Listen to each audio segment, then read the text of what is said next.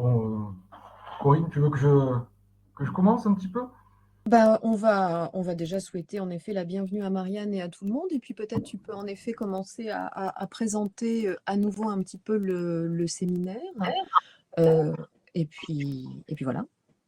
Écoutez, donc bienvenue à toutes et à tous. Donc nous commençons aujourd'hui la saison 2 de notre séminaire Circulation théâtrale, le rôle des agentes. C'est la deuxième, donc la deuxième année que nous avons, enfin, que nous travaillons sur cette question. Que vous dire rapidement, on est en train de construire un carnet hypothèse où les séances des précédentes, enfin, de l'année précédente et les séances à venir seront mises en ligne. On est ravis de pouvoir reprendre ce webinaire avec Marianne aujourd'hui et puis d'autres communicantes et un communicant aussi dans le courant de l'année, donc 25-26. Que vous dire de plus? Oui, peut-être que celles et ceux qui seraient intéressés pour être informés plus régulièrement pourraient nous laisser dans le chat leur mail pour que je puisse constituer une sorte de répertoire à qui adresser les informations, à la fois les séances de webinaire et puis l'avancée du carnet hypothèse et puis toute autre news liée à ce projet. Et voilà. Est-ce que Corinne, tu veux dire quelque chose avant que je présente Marianne? Pas forcément grand-chose. Non, non, non, non, on en est donc à la deuxième saison, hein. C'est un webinaire qui avait commencé en janvier dernier et en fait qui se crée au fur et à mesure en fait qu'il se déroule, parce que c'est vrai qu'il y a alors l'idée était vraiment de travailler sur des transferts qui avaient été opérés par des passeuses, et l'idée était surtout qu'on ne soit pas dans un domaine uniquement occidental, et on n'avait pas forcément pensé à des choses immatérielles. Or, on aura aussi des transferts d'art de l'actrice, hein, qui vont bientôt être abordés. Et c'est vrai que ce que nous a proposé Marianne, on n'aurait pas forcément pensé non plus à une décoratrice dans les faits, mais c'est vrai que les objets du théâtre voyagent aussi et font style. Donc ça, c'était aussi tout à fait intéressant. Moi, je pense qu'en fait, qu'on peut présenter surtout Marianne et puis nous lancer un petit peu dans cette merveilleuse exploration. Alors, voilà, l'idée pour les gens qui sont en ligne, c'est que Marianne va nous montrer des choses qui ne sont pas diffusables, parce que vous savez que très souvent, on peut travailler en tant que chercheur sur des objets, mais pas les montrer, hein. C'est souvent le cas aux arts du spectacle. Alors, les montrer dans un cadre pédagogique, mais pas les diffuser. Et c'est le cas donc aujourd'hui. Donc, en fait, tout cela restera entre nous, et nous avons la chance, entre Happy Few, de pouvoir regarder ce que va nous montrer Marianne. Je te recède la parole, Nicolas. Oui. Vas-y. Écoutez, donc je vais vous présenter Marianne Bouchardon, qui est professeure des universités à la Sorbonne et qui est spécialiste du théâtre et de la théorie théâtrale du second 19e siècle jusqu'à nos jours. Elle a travaillé principalement sur la poétique du drame moderne et contemporain, sur la mise en scène et aussi et surtout sur la critique dramatique. Je vais me permettre de citer quelques-uns de ses ouvrages sur la critique dramatique. Euh, une histoire de l'œil, la critique dramatique face à la mise en scène, 1870-1914. L'ombre dans l'œuvre, la critique dans l'œuvre littéraire, qui a été publié donc en 2015. Un autre ouvrage, L'œuvre inclassable, qui a été publié en 2016. Et enfin, la critique culturelle sur Internet, qui va être probablement publiée en 2026, si je ne me trompe pas. Voilà, peut-être que je vais peut-être me taire et céder la parole à Marianne. Est-ce qu'on pourra juste te demander, Marianne, si au moment où tu nous projetteras des choses qui ne sont pas, enfin, ces images ou ces objets, éventuellement que tu puisses en dire, les décrire pour qu'on puisse enfin, pour que le podcast puisse, on va dire, être exploitable sans aucune vidéo, quoi. Enfin, Oui, je vais essayer. de quoi il s'agit, quoi, pour que ça fasse sens aussi pour ceux qui. Oui, je comprends. Je comprends. Voilà. Je vais juste demander Voilà, je vais juste demander à tout le monde d'éteindre son micro, comme ça fait beaucoup moins d'interférences pour la présentatrice.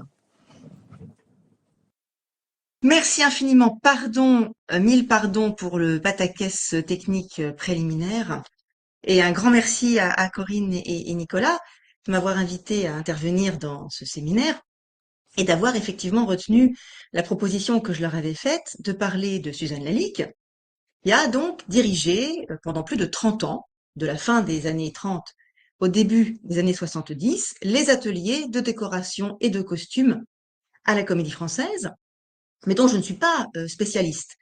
Il se trouve que Suzanne Lalique est à l'intersection de deux de mes récents travaux. D'une part, la journée Édouard Bourdet que nous avons organisée avec François Simonet-Tenant à la Comédie Française en 2024, dont les actes sont sur le point de paraître sur Fabula et à laquelle Corinne avait apporté une magistrale contribution, parce que c'est Édouard Bourdet, administrateur général de la Comédie Française de 1936 à 1940, qui a fait entrer Suzanne Lalique. Et puis, d'autre part, l'article que j'ai publié dans le volume de la RHT intitulé Voix d'or et petites mains, une histoire déconstruite du travail des femmes au théâtre, co-dirigé par Florence Nogrette et Florence Philippi. Et mon article dans ce volume portait sur les couturières de théâtre que j'avais appelées ces femmes de l'ombre aux doigts d'or. Quelque prestigieux que soient les cadres dans lesquels Suzanne Lalique a exercé ses divers talents, elle est elle aussi d'une certaine manière une femme de l'ombre parce que c'est une personnalité modeste et discrète, presque effacée, qui par exemple ne montait pas sur scène pour venir saluer le public les soirs de général comme c'était l'usage du temps. Jamais j'allais me promener avenue de l'Opéra, il ne risquait pas de me trouver, aurait-elle déclaré. Elle fuyait les journalistes, refusait les entretiens, n'a écrit aucun essai, n'a laissé aucun témoignage. Et, de surcroît, elle a été étonnamment invisibilisée dans les mémoires de Jean Meyer, grand sociétaire de la Comédie Française, dont Suzanne Lalique a été la collaboratrice pour des dizaines de mises en scène à la Comédie Française, puis au Théâtre du Palais Royal, puis au Théâtre des Célestins de Lyon, qui lui publiait un recueil de souvenirs, celui dont je vous montre la couverture, Place au théâtre, publié chez Fallois en 1991, dans lequel il ne mentionne même pas son nom. S'agissait-il de respecter la pudeur et la réserve de sa fidèle collaboratrice? Gageons-le. Tout de même, ont d'ores et déjà été consacrées à Suzanne Lalique 4 expositions, 2 qui ont eu lieu de son vivant, l'une en 1930, l'autre en 1975, et 2 autres plus récemment, l'une en 2012, Suzanne Lalique à Villande, le décor réinventé, qui a eu lieu au musée Lalique en Alsace, et Suzanne Lalique et la scène, qui a eu lieu en 2018 au musée Nissim Lucas Mondo. 2 monographies lui ont été consacrées également, l'une qui est un mémoire de l'école du Louvre, soutenu par Émilie Couadon en 2002-2003, et l'autre qui est le catalogue en fait de l'exposition de 2012, dirigé par Jean-Marc Ferrer, et dans lequel figure notamment un article d'Agathe Sanjouan intitulé Suzanne Lalique, décoratrice à la Comédie Française, une certaine interprétation de la tradition, et un autre article de Séverine Mabille, Les décors de Suzanne Lalique, l'élégance sophistiquée. Mon propos d'aujourd'hui doit beaucoup aux mémoires d'Émilie Couadon ainsi qu'aux articles d'Agathe Sanjouan et de Séverine Mabille. Enfin, il existe 2 fonds Suzanne Lalique, l'un conservé au Musée des Arts Décoratifs et l'autre conservé à la Bibliothèque-Musée de la Comédie Française, que je remercie au passage parce que je les ai beaucoup embêtés ces derniers temps, d'où sont issues la plupart des images de mon PowerPoint, dont ni la reproduction ni la diffusion ne sont autorisées, et c'est la raison pour laquelle donc j'ai demandé à Corinne et Nicolas de bien vouloir ne pas filmer cette conférence. Alors, je vous propose d'organiser mon propos en 2 moments. Je commencerai par présenter la vie et la carrière de Suzanne Lalique, sa carrière qui est une carrière en 2 temps, puisqu'elle a d'abord été décoratrice d'intérieur du début des années 1910 à 1937, et puis décoratrice et costumière de théâtre de 1937 aux années 80. Et puis, dans un deuxième temps, comme je n'ai pas oublié le thème de ce séminaire, je mettrai l'accent sur 2 réalisations grâce auquel Suzanne Lalique accomplit la fonction de passeuse. Nous verrons comment elle participe à l'importation de Pirandello et surtout à l'exportation de Molière en Russie et aux États-Unis. Alors, Suzanne Lalique, la voici, photographiée par elle-même, puis par son mari. Il existe beaucoup d'autres photographies, mais celles-ci sont particulièrement jolies. Elle est née en 1892. Elle est issue d'un milieu d'artistes, puisque sa mère, Alice Ledru, est la fille du sculpteur Auguste Ledru, qui était un élève de Rodin, et que son père, René Lalique, dont on voit le portrait à gauche, n'est autre que le célèbre maître verrier, dont les créations en verre ou cristal ont connu un succès particulier à partir de l'exposition universelle de 1900. Et c'est la raison pour laquelle, en 2000, sur l'affiche de l'exposition du centenaire au Grand Palais, pour l'exposition 1900 qui avait eu lieu en 2000, j'en ai mis l'affiche également dans le PowerPoint, c'est la femme ailée de René Lalique qui avait été mise à l'honneur. De fait, ces flacons, ces vases, ces bijoux, on le sait, hein, sont tour à tour emblématiques de l'art nouveau et puis ensuite de l'art déco. Lui-même, René Lalique n'est pas sans lien avec l'univers du théâtre puisque il crée aussi des bijoux de scène. Par exemple, il est l'auteur du diadème, enfin d'un des diadèmes de Julia Bartet dans le rôle de Bérénice, parce qu'en réalité, il y en a plusieurs. Et il est aussi l'auteur de celui de Sarah Bernard dans le rôle de Mélisinde. Cette fois-ci, il n'y en a qu'un, hein, la princesse lointaine de Rostand. J'ai mis ici donc les photographies. Grâce au succès de l'exposition universelle de 1900, René Lalique se fait construire en 1903 un magnifique hôtel particulier, dont je vous montre la photo, au 40 cours La Reine, qu'on appelle aujourd'hui Albert Ier, près des Champs-Élysées, au rez-de-chaussée duquel il installe son atelier de dessin, de moulage, de gravure, ainsi qu'une salle d'exposition. Et c'est là que Suzanne passe donc toute une partie de sa jeunesse. Malheureusement, sa mère meurt en 1909, sa sœur meurt en 1910. Elle demeure alors la seule femme de sa famille et devient la collaboratrice de son père. À partir de 1910, donc elle a 18 ans, et jusqu'en 1930 environ, elle travaille dans l'atelier paternel sans avoir reçu de formation particulière. C'est vraiment une enfant de la balle. Mais alors, dans les ateliers Lalique, elle ne signe aucune pièce, si bien qu'il est parfois difficile de distinguer quelles sont ses œuvres à elle. Ce qu'on sait, c'est que sa première création est une boîte à poudre de riz, sur le couvercle de laquelle sont peints de petites houppettes. On peut la voir à l'écran en bas à droite. Et cette petite boîte a été réalisée pour le parfumeur René Coty en 1910. Mais elle exerce ses talents dans des domaines variés, dont je ne montre évidemment là que des échantillons.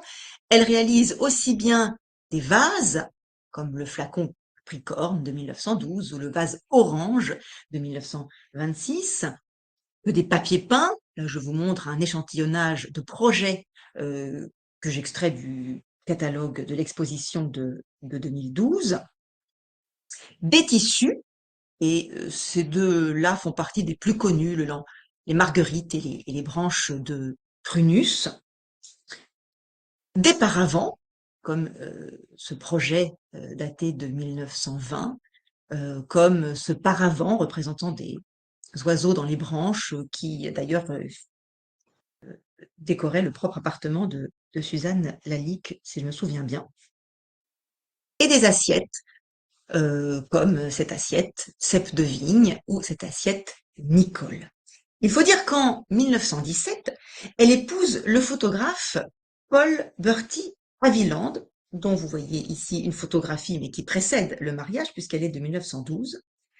Paul Bertie Haviland, qui n'est pas seulement le petit-fils de Philippe Bertie, le critique d'art qui avait contribué avec les Goncourt à la vogue du japonisme en France, mais qui est encore l'héritier de la maison Haviland, l'un des plus fameux porcelainiers de Limoges.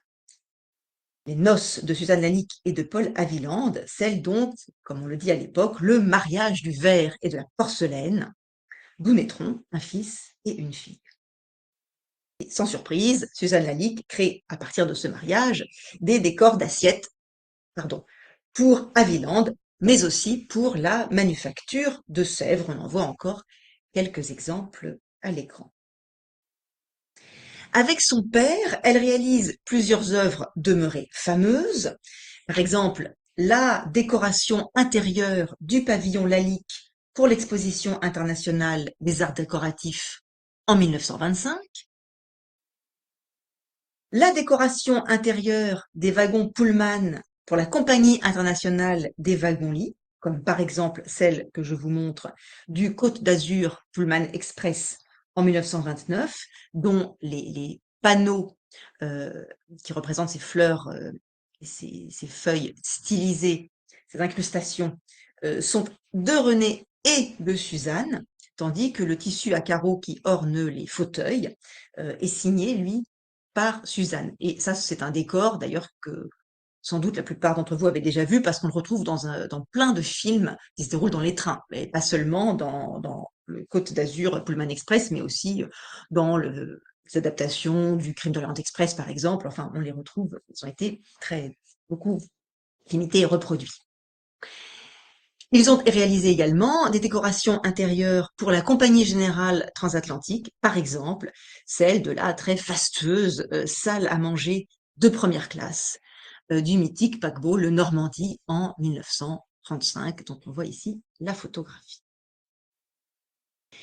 Et parallèlement à cette œuvre de décoratrice, d'où se dégage, on l'a vu, un goût pour la nature, les feuillages, les branchages, les oiseaux, les scarabées, mais aussi pour les couleurs vives. On sait que Suzanne Lalique a vu les ballets russes au théâtre du Châtelet et qu'elle est impressionnée par les décors de Léon Bakst. Parallèlement donc à cette œuvre de décoratrice, elle réalise une œuvre de peintre et je vous montre quelques-uns de ses tableaux, euh, comme les rondes serviettes, l'éventail, les cravates de monsieur, les gants, quelques fraises. Elle réalise une œuvre de peintre sous l'influence d'Eugène Morand. Eugène Morand qui était le père de Paul Morand et qui était alors directeur de l'école des arts décoratifs. Eugène Morand, donc le père de Paul Morand, était un ami de René Lalique, le père de Suzanne Lalique, et c'est lui qui l'incite et qui l'encourage dans la voie de la peinture. La plupart de ces tableaux, on le voit dans cet échantillon, sont toujours figuratifs, ils relèvent du genre de la nature morte, ce qui lui vaut d'être désigné par Jean Giraudoux comme le Chardin de notre époque, tandis que Paul Morand s'exclame « Avec Suzanne Lalique, la nature morte a ressuscité. Elle rend à l'objet usuel sa vertu. Elle l'extrait de la série et lui restitue son unicité. » Ce sont des citations qui sont extraites du petit catalogue de l'exposition qu'elle présente de ses toiles en 1930 dans une galerie de la rue du Faubourg Saint-Honoré. En effet, tandis que donc René Lalique et Eugène Morand sont amis, Suzanne Lalique se lie d'amitié avec Paul Morand et par son intermédiaire, elle intègre toute une bande dont Corinne a déjà entendu parler lors de la journée Bourdet, à savoir celle qui rassemble, outre Paul Morand, que l'on voit sur ce tableau de Suzanne Lalique et qui date de 1933, une partie de poker au fond, Jean Giraudoux, à gauche, Édouard Bourdet, deuxième en partant de la gauche, et Denise Raymond, qui n'est pas sur le tableau, qui était l'épouse d'Édouard Bourdet. Et sur le tableau, on voit le mari de Suzanne Lalique, Paul Berty, à droite, et j'ai oublié le nom du quatrième personnage partant de la gauche.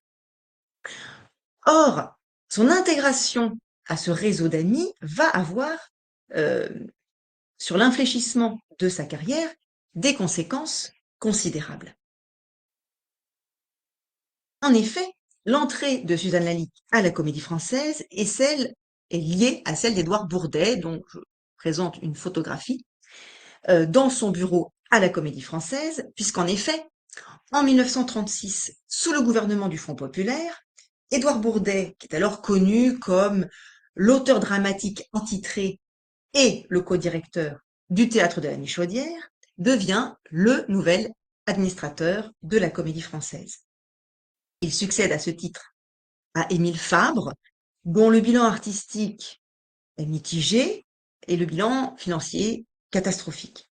Et en 4-5 ans, de 1936 à 1940, puisque Bourdet quitte ses fonctions sous l'occupation, il fait souffler, Bourdet, un vent de modernité sur la maison de Molière qui redevient tout à coup un lieu à la mode, the place to be, où revient le public mondain, intellectuel, artiste, notamment parce que c'est lui qui lui fait prendre le tournant de la mise en scène. Comment? D'une part, en faisant nommer comme ses collaborateurs officiels à la Comédie Française Copeau et 3 des membres du cartel, Batty, Dulin et Jouvet, afin qu'ils remplissent à la Comédie Française la fonction de metteur en scène. Et d'autre part, en confiant les ateliers de décor et les ateliers de costumes à une seule et unique personne, de manière à unifier les choix réalisés en matière de mise en scène. Et c'est justement à Suzanne Lalique qu'il va revenir d'assurer cette unification. Toutefois, Suzanne Lalique n'accède pas immédiatement aux fonctions de chef des ateliers. Elle entre en réalité à la Comédie Française, avec cette discrétion qui la caractérise, grâce à ses talents de peintre, qui lui valent d'être sollicitée par Édouard Bourdet, qui est son ami, pour réaliser des tableaux destinés à être accrochés au mur de décor. Elle en réalise un pour Il faut qu'une porte soit ouverte ou fermée de Musset, et puis un autre pour les décors de Les affaires sont les affaires de Mirbeau, et puis elle réalise quelques décors et costumes, je vais y revenir. À ce moment-là, c'est André Boll qui s'occupe des décors et des costumes à la Comédie Française.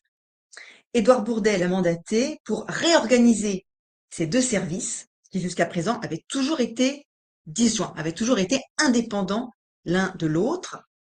Le service des décors installé à Neuilly avait été dirigé à partir de 1876 par Alfred Devred, à partir de 1902 par Alfred Devred et Léo Devred, c'était le père et le fils, et puis à partir de 1918 par Léo Devred et Charles Grandval, qui avaient pour mission de concevoir et d'exécuter des décors, mais surtout de conserver et de réparer ceux qui existaient déjà, de manière à limiter le plus possible les dépenses. Et le service des costumes, installé lui à demeure, avait été confié à Désiré Chéneux de 1897 à 1919, et puis à Charles Bétou de 1919 à 1936. En 1930, André Boll est donc nommé décorateur de la Comédie Française, donc il succède à Léo Devred et Charles Grandval, et lui-même, vous le savez sans doute, est un décorateur, disons, d'avant-garde, influencé par les ballets russes, connu pour préférer les décors stylisés, dans lesquels dominent les jeux de lumière. Et Édouard Bourdet, on le sait, lui demande de faire un tri dans les réserves et de rénover ce qui peut l'être, de faire un point, en somme, sur l'état des décors et des costumes à la Comédie Française. Si bien que je suis tentée de croire qu'il est l'auteur de cette lettre que je vous montre, tapée à la machine, non datée, non signée, adressée à Édouard Bourdet, que l'on trouve dans le fonds Suzanne Lalique à la Bibliothèque-Musée de la Comédie Française, que je lis. Je voudrais maintenant vous parler d'un cas extrêmement important. Les réserves de costumes, la direction des ateliers de costumes, les réserves de meubles et de tapisseries. Il nous semble qu'il faudrait assez vite faire le partage des costumes qui peuvent servir dans le répertoire courant et de ceux qui sont devenus, par le temps et l'usure, inutilisables. Nous gardons dans nos placards toute une gamme d'effets dont nous ne nous servons plus. Ces réserves encombrent ces placards et deviennent des niamites. Il en est de même pour nos meubles. Combien en avons-nous d'utilisables? Très peu. Mais par contre, nous avons tout un dépôt qui ne sert à rien. De même pour les tapisseries et peaux de bêtes. Nous croyons qu'il serait assez urgent de nommer quelqu'un qui aurait la direction des ateliers de femmes et qui pourrait établir un contrôle sur tous nos costumes et sur nos ameublements scéniques.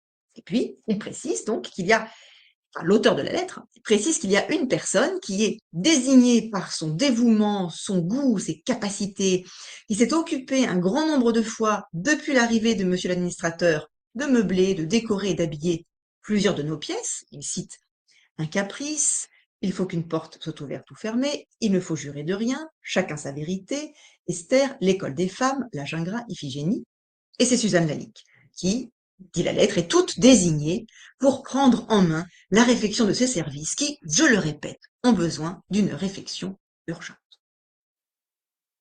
Le fait est qu'en 1937, Suzanne Lalique est nommée par Édouard Bourdet directrice de la décoration et de la couture et qu'elle restera jusqu'en 1972 environ.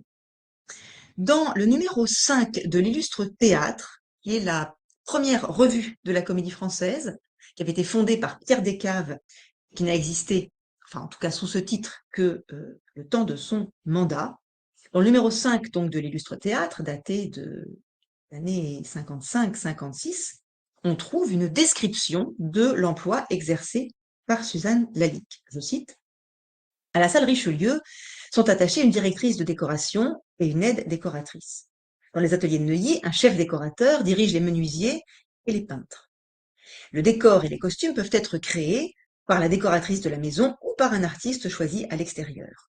Dans ce dernier cas, le décorateur donne une maquette à plat, c'est le chef décorateur qui construit une maquette en relief aux mesures exactes. Les décoratrices l'aident dans la recherche des détails, leur interprétation. L'achat ou la création de meubles, tapis, rideaux, accessoires est supervisé par les décoratrices afin de respecter l'unité du décor. Pour les costumes, la directrice de la décoration, le chef tailleur, la chef costumière et le créateur s'il y a lieu se réunissent pour le choix des tissus et des garnitures. On voit alors à quel point, par rapport aux anciens usages, un changement radical, je reprends son expression à Agathe Sanjouan, s'opère à partir de Suzanne Lalique dans l'art du décor ou du costume à la Comédie Française. Puisque, donc, qu'elle soit elle-même la conceptrice des décors et des costumes ou qu'elle supervise la conception d'un artiste invité, dans tous les cas, c'est elle qui coordonne les différents corps de métier. Tapissier, accessoiriste, tailleur, couturier, modiste, coiffeur perruquier. Et c'est elle donc qui assure l'unité entre les différentes composantes de la représentation. Et l'on comprend aussi que sa carrière dans les ateliers Lalique, où l'on a vu qu'elle touchait à peu près à tous les matériaux et fabriquait toutes sortes d'objets, lui a permis d'acquérir la polyvalence nécessaire pour occuper ce poste. C'est ainsi que, pendant 35 ans, Suzanne Lalique imprime son style à la Comédie Française. Ce style que l'on retrouve dans près de 80 mises en scène auxquelles elle a collaboré en tant que donc directrice de la décoration et de la couture. Elle a notamment été la collaboratrice, je le rappelais tout à l'heure, de Jean Meyer, avec lequel elle forme une sorte de couple de théâtre à la manière de Bérard et Jouvet, ou de Cocos et Vitesse, ou de Peduzzi et Chéreau. Ils réalisent ensemble près d'une trentaine de mises en scène à la Comédie Française. Et puis, quand Jean Meyer prend la direction du Théâtre du Palais-Royal de 1960 à 1963, puis celle du Théâtre des Célestins de Lyon de 1968 à 1985, il fait de nouveau appel à elle. Mais elle a aussi travaillé avec Robert Manuel, Julien Berthaud, Maurice Escande, Jacques Copeau. Ses réalisations les plus fameuses sont, s'accorde-t-on à trouver, celles de Chacun sa vérité, du Barbier de Séville, du Mariage de Figaro, de La poudre aux yeux, des Femmes savantes, du Bourgeois gentilhomme, des Amants magnifiques, d'Amphitryon et de Port-Royal. Alors, ce style, quel est-il? Qu'est-ce qui le caractérise? À quoi le reconnaît-on? En ce qui concerne les costumes, c'est dans le répertoire classique que le style de Suzanne Lalique est particulièrement identifiable. Elle réalise peu de costumes modernes, ne fût-ce que parce que, au milieu du XXe siècle, les comédiens et les comédiennes ont encore pour habitude de faire réaliser leurs costumes de ville par des maisons de haute couture comme celle de Jeanne Lanvin ou de Coco Chanel, plutôt que par le théâtre, même s'il y a des exceptions, et on va en voir une tout à l'heure. Pour les costumes historiques, Suzanne Lalique s'inspire des coupes d'époque telles que l'on peut les voir sur les gravures de Brissart ou de Chauveau au XVIIe siècle, hein, Brissart ou Chauveau qui sont donc les auteurs des gravures qui ornent en particulier les œuvres complètes ou pas complètes d'ailleurs de Molière. Et elle en simplifie la forme, elle en simplifie les lignes, de manière à obtenir un patron unique pour tous les habits et pour toutes les robes. En fait, il y a un patron par siècle, un pour le XVIe siècle, un pour le XVIIe siècle et un pour le XVIIIe siècle. Là, donc, j'ai mis à l'écran une sorte de parallèle entre la gravure de François Chauveau représentant le frontispice de l'école des femmes, où on voit donc Agnès et Arnolphe, et on peut pas tout à fait dans la même posture, mais presque. Agnès et Arnolphe dans l'école des femmes de 1937, c'est la première fois que Suzanne Lalique réalise des costumes pour une pièce historique à la Comédie Française, et effectivement, on retrouve bien, mais simplifié, la forme d'ensemble des gravures de Chauveau. À partir de ce patron unique, les variations concernent alors d'abord le choix des tissus, qu'elle préfère lourds, rigides, amidonnés. Après la Seconde Guerre mondiale surtout, comme le temps n'est plus à la dépense, elle travaille essentiellement le coton, le velours, la feutrine, qui sont évidemment moins coûteux que les soieries ou les taffetas. Les variations concernent également le choix des couleurs, qui sont volontiers vives, primaires, acides, et souvent les rubans ou les passepoils tranchent par rapport au fond de l'habit ou de la robe. Et puis enfin, les variations concernent le choix des ornements, col, fraise, poignets pour les hommes, dentelle ou guipure pour les bords de corsage ou de jupe pour les femmes. Et Suzanne Lalique affirme alors un goût pour les formes graphiques et les applications ou incrustations de motifs découpés dans la feutrine. Et là encore, ça ne coûte pas cher. Et là, j'ai mis à l'écran, donc, pour ceux qui entendront ensuite la conférence, en vis-à-vis, la gravure de Pierre Brissard dans les œuvres complètes de Molière représentant les femmes savantes, et puis nos 4 femmes savantes de 1956 dans des robes qui donc toutes à peu près la même forme, mais avec les variations, on voit les variations que je viens d'évoquer.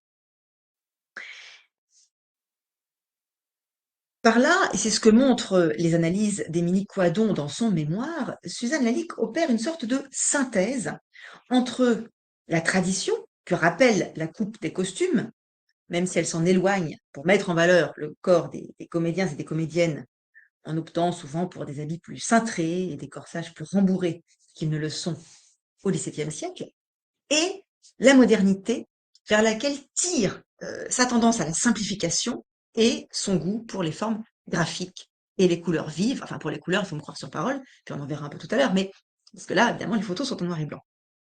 Cette option synthétique, médiane entre l'époque classique et l'époque contemporaine, entre historicisation et actualisation, est sans doute l'un des ressorts de la longévité du style de Suzanne Lalique, qui s'impose donc pendant plus de 30 ans comme l'expression du bon goût à la française, d'où son succès, on le verra, à l'étranger. Et là, j'ai mis une photo que j'ai empruntée au site de la Comédie Française, hein, sur laquelle on la voit, Suzanne Lalique habillant un figurant du Bourgeois gentilhomme en 1951. En ce qui concerne les décors de Suzanne Lalique, alors là, j'ai mis, bon, 4 photos seulement, elles sont pas extraordinaires, elles sont un peu floues, elles sont donc un peu petites. L'une de l'école des Maris, l'une de Femmes savantes, l'une du Barbier de Séville, l'une du Menteur. Pour ce qui concerne les décors de Suzanne Lalique, il me semble que si l'on voulait en caractériser le style, l'on pourrait dire qu'ils relèvent eux aussi d'une esthétique de l'entre-deux, de la juste mesure. À 3 égards au moins. D'abord, alors ça c'est particulièrement frappant dans l'exemple de l'école des Maris de 1954. Les décors de Suzanne Lalique procèdent d'un double système de renvoi. au cadre de la fiction et au contexte de la création de la pièce. En l'occurrence, la scène représente une rue de Paris, certes, sans doute, mais telle qu'on la représentait en 1661, avec cet effet de perspective très, très simple, et avec surtout ces 4 lustres qui pendent du plafond, euh, et puis ce médaillon, euh, et la présence de ce médaillon et de ces lustres contrarie évidemment l'illusion en renvoyant aux gravures et aux tableaux figurant les spectacles de l'époque de Molière.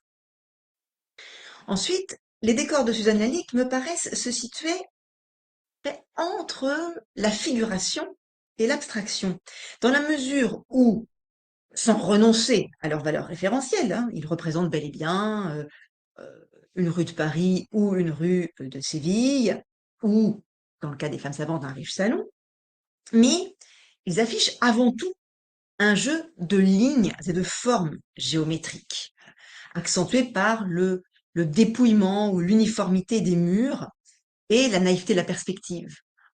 On voit des cubes, des diagonales, des lignes horizontales, des lignes verticales. Voilà, qui tirent hein, ces décors référentiels du côté de l'abstraction, me semble-t-il. Et puis enfin, ces décors me semblent révélateurs de cette époque intermédiaire à laquelle la mise en scène, tout en commençant de s'affirmer, n'a pas encore pris le pas sur le texte, comme on le verra un peu plus tard, sous le règne des grands metteurs en scène. Et c'est là une qualité que la critique dramatique leur reconnaît régulièrement, à savoir que les décors de Suzanne Lalique sont beaux, mais d'une beauté discrète, d'une beauté modeste, qui n'attire pas, qui ne détourne pas l'attention que l'on doit à la pièce elle-même. Cette juste mesure dont relève l'art de la décoration selon Suzanne Lalique, le tact, la discrétion, la délicatesse qui lui sont souvent prêtées, ne sont pas, on le sait, les moindres qualités du goût français, pour reprendre une expression qui revient souvent à propos de Suzanne Lalique, et que l'on sait gré, évidemment, à la Comédie Française de défendre et d'illustrer.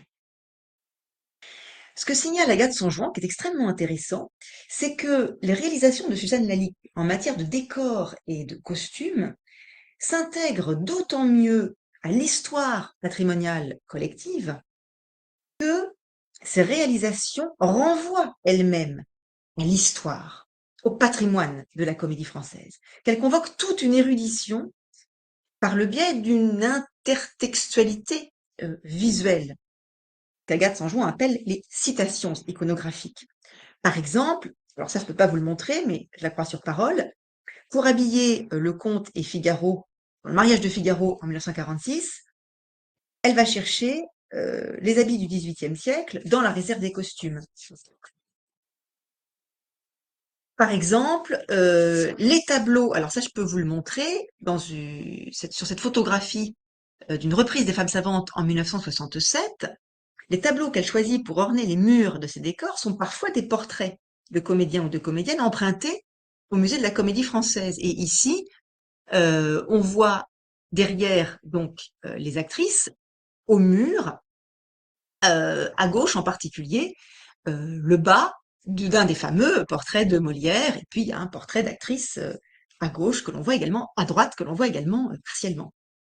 Et ça, c'est quelque chose de récurrent dans ces décors. Mais il faut encore ajouter qu'à ce système de référence à l'histoire de la Comédie Française, les décors et les costumes de Suzanne Lalique superposent des rappels ou des citations visuelles de ses propres réalisations.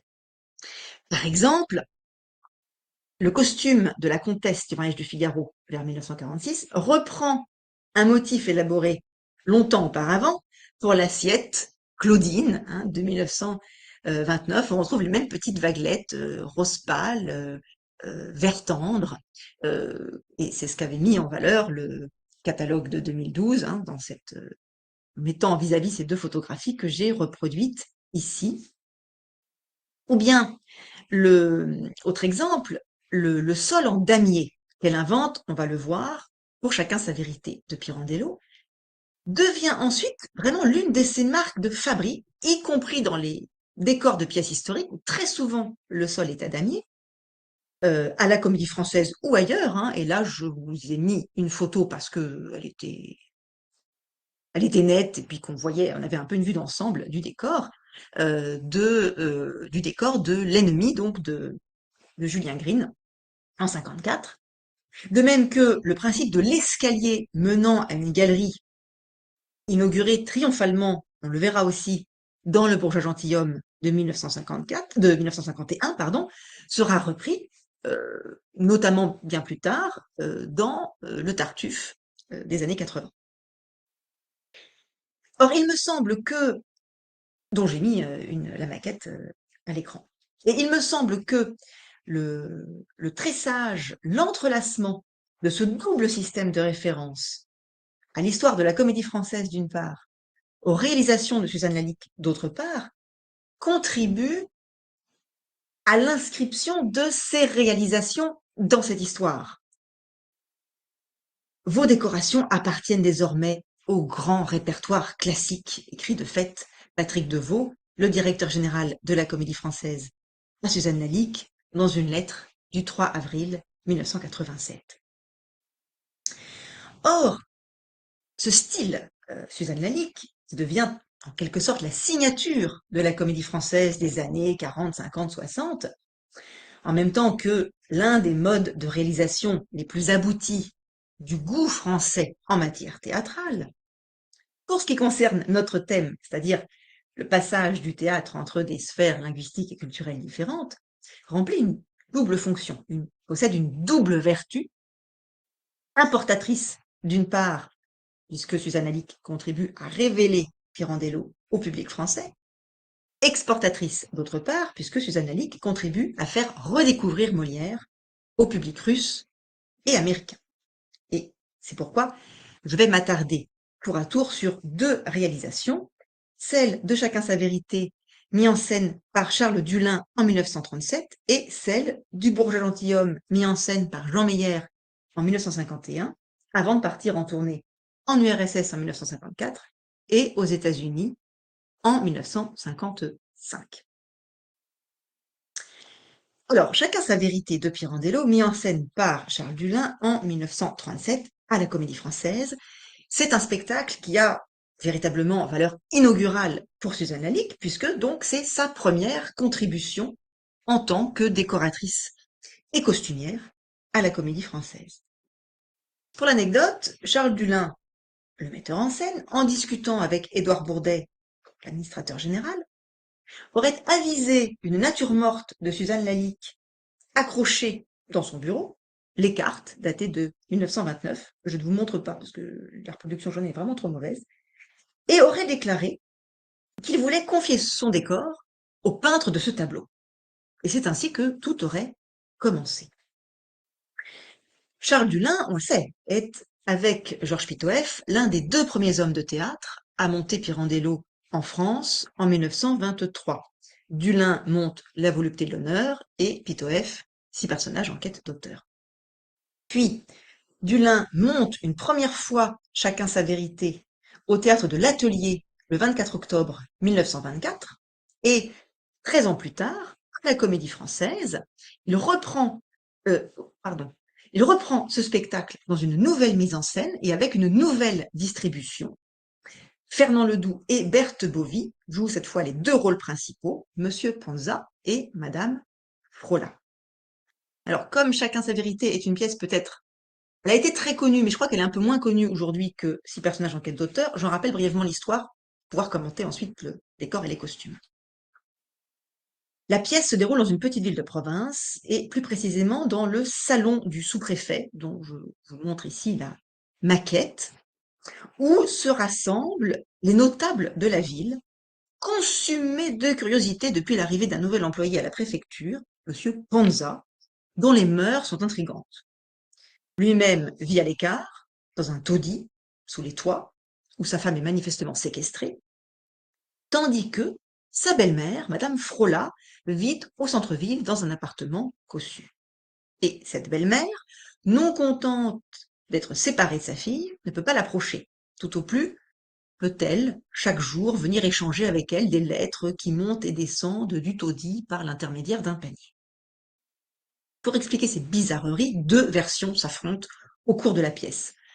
Selon Monsieur Ponza, sa belle-mère est folle. Madame Frola a perdu la raison il y a 4 ans après la mort de sa fille Giulietta, la première femme de Monsieur Ponza. Et quand il a épousé sa deuxième femme, Lina, elle a cru retrouver sa fille. Toute l'étrange organisation de ces trois personnages a pour but d'éviter de briser l'illusion dans laquelle vit Madame Frola. Selon Madame Frola, son beau-fils est fou, il n'a jamais eu qu'une seule épouse, mais il l'a crue morte à la suite d'une brève séparation, si bien qu'il a fallu lui faire croire à un second mariage pour qu'il puisse continuer de vivre avec sa femme, qu'il enferme désormais, peur de la perdre, de perdre une seconde fois celle qu'il aime. Et bien entendu, à la fin de la pièce, aucune de ces deux versions ne l'emporte sur l'autre, Madame Ponza elle-même soutenant qu'elle est à la fois la fille de Madame Frola et la seconde épouse de Monsieur Ponza. Au lendemain de la nouvelle présentation de la pièce, tous les critiques ne comparent pas les deux mises en scène de Charles Dulin, mais ceux qui le font préfèrent celle de la Comédie Française à celle de l'Atelier. Tous les critiques ne commentent pas les décors et les costumes, mais ceux qui le font s'accordent à juger que les choix de Suzanne Lalique servent remarquablement la pièce de Pirandello. C'est ainsi que Colette, dans le journal du 21 mars 1937,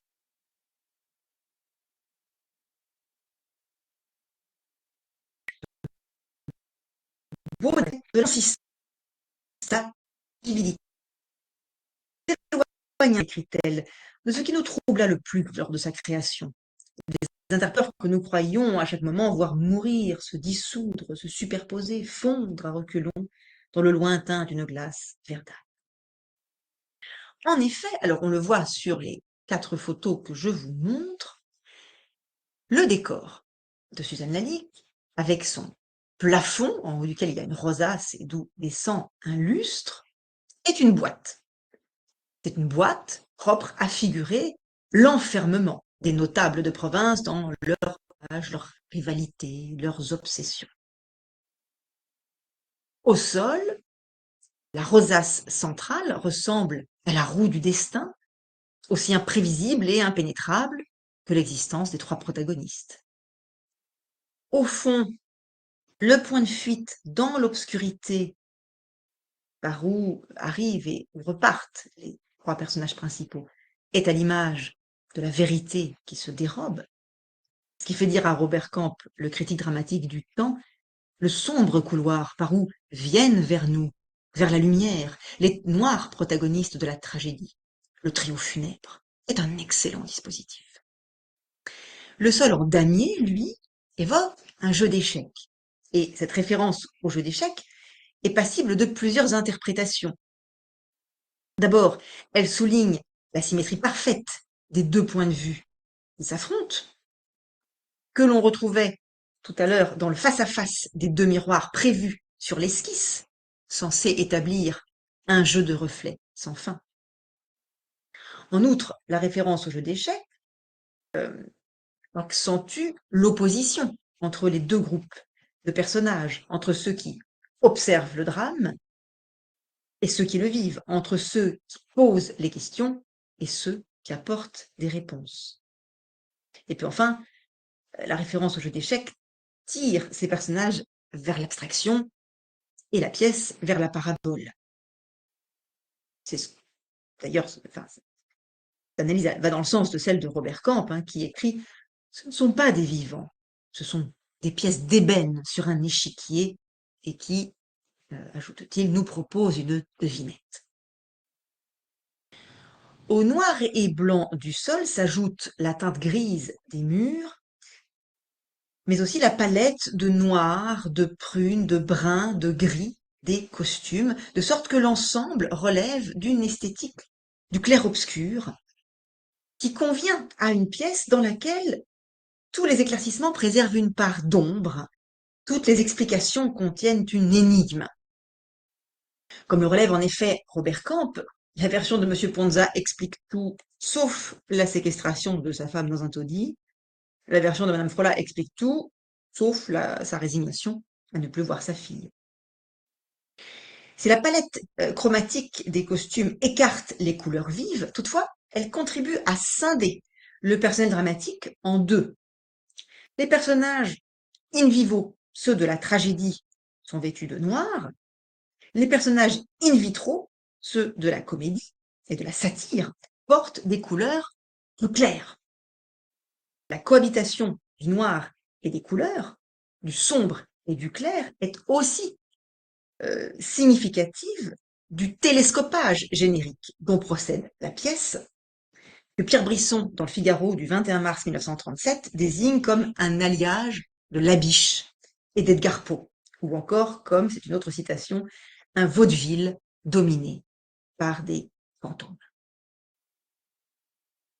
En posant les fondements de son style, d'un style qui donc est en train de s'inventer, Suzanne Lalique agit en passeuse de Pirandello, non seulement parce que son décor et ses costumes prennent une large part au succès qu'il rencontre au moment de son entrée au répertoire, mais encore parce que la pièce sera ensuite régulièrement reprise et que, on le voit sur ces photos de 51, de 54 et de 60, d'année en année, de décennie en décennie, alors que la distribution change, ce sera toujours avec le même décor et avec les mêmes costumes.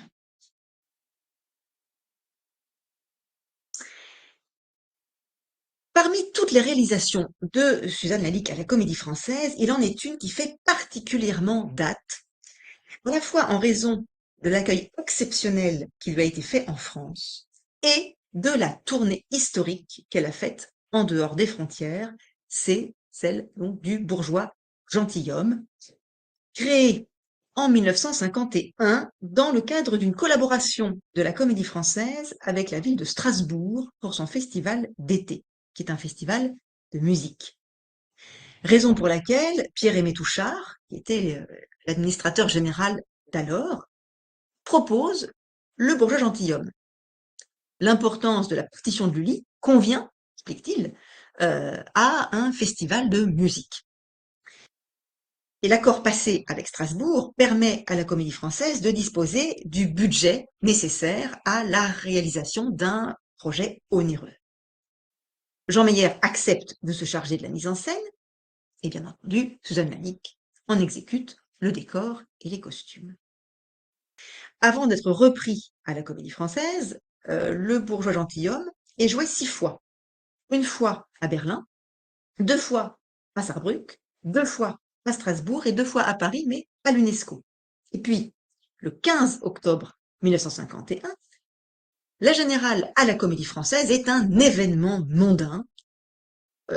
Les coupures de journaux que j'ai reproduites ici vous montrent l'impératrice Soraya d'Iran et la princesse Fadzia, qui était la sœur du roi d'Égypte, ainsi que Paul Léoto, Jean Marais, Juliette Gréco, tous en étaient. C'est la raison pour laquelle on peut lire le fils du grand Turc a beaucoup fait rire l'impératrice d'Iran. Ça, c'est dans François.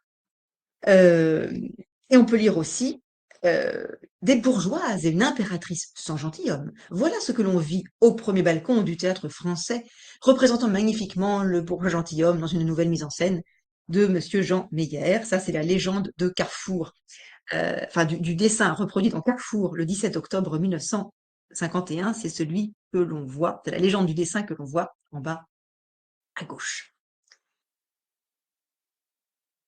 Ce bourgeois gentilhomme reçoit un accueil éclatant, auquel contribue bien entendu la distribution qui rassemble les plus grands noms de la comédie française d'alors. C'est Louis Seigné qui joue Monsieur Jourdain, Jacques Charon qui joue Cléonte, Jean Meyer qui joue Coviel, Maurice Escande qui joue Doran, Yvonne Godeau joue Lucille, Hélène Perdrière joue Dorimène, Béatrice Bréty joue Nicole, mais auquel contribue aussi le décor et les costumes de Suzanne Lalique largement. Alors, ce décor, en voici d'abord le plan et la maquette. Il présente plusieurs traits remarquables. Le salon de Monsieur Jourdain est immense. Le plafond en est peint très richement. Le sol en est un damier. Les murs en sont presque blancs, d'un blanc de lait, de marbre ou de chaux, d'un blanc de toile bien tendu, sur lequel le pinceau va poser les costumes, écrit joliment Robert Camp dans Le Monde du 17-18 juin 1951. Et les boiseries, qui encadrent notamment les portes, sont vieil or. À ces dorures insolentes, Thierry Monnier, dans le journal Combat du 16 octobre 1951, estime que le fond blanc sur lequel elle s'étale ôte toute lourdeur désagréable. Surtout, le décor comporte un escalier monumental soutenu par une perche d'acier habillée menant à une galerie et qui représente une véritable prouesse technique.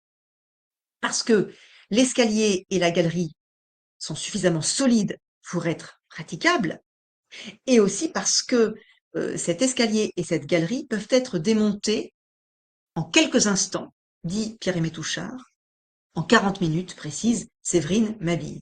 Enfin, de toute façon, c'est très rapide. Ce décor, le voici maintenant accueillant les acteurs. Dans ses mémoires, intitulées 6 années de comédie française, Pierre-Aimé Touchard écrit: Nous devions déjà beaucoup de miracles à Suzanne Lally. Mais lorsque pour la première fois, son décor apparut sur le plateau, les comédiens épars dans la salle et moi-même, nous demeurâmes un moment muets de surprise et d'émotion. 2 mois plus tôt, j'avais vu la maquette, qui n'avait pas manqué de me séduire, mais sa réalisation dépassait en splendeur tout ce que j'avais pu imaginer. Il est vrai que ce décor n'est pas réaliste. Il ne sied pas à ce bourgeois de M. Jourdain de posséder un salon aussi vaste et aussi luxueux. Robert Camp le relève le lendemain de la création à Strasbourg. Je le cite dans le Monde du 17-18 juin 1951. Monsieur Jourdain est 20 fois plus riche que nous le pensions. Quelques poignées de louis prêtés à Dorante ne peuvent gêner l'homme qui a fait brosser ce plafond peuplé de nymphes, d'une belle gamme sombre, digne de Versailles ou de la galerie d'Apollon.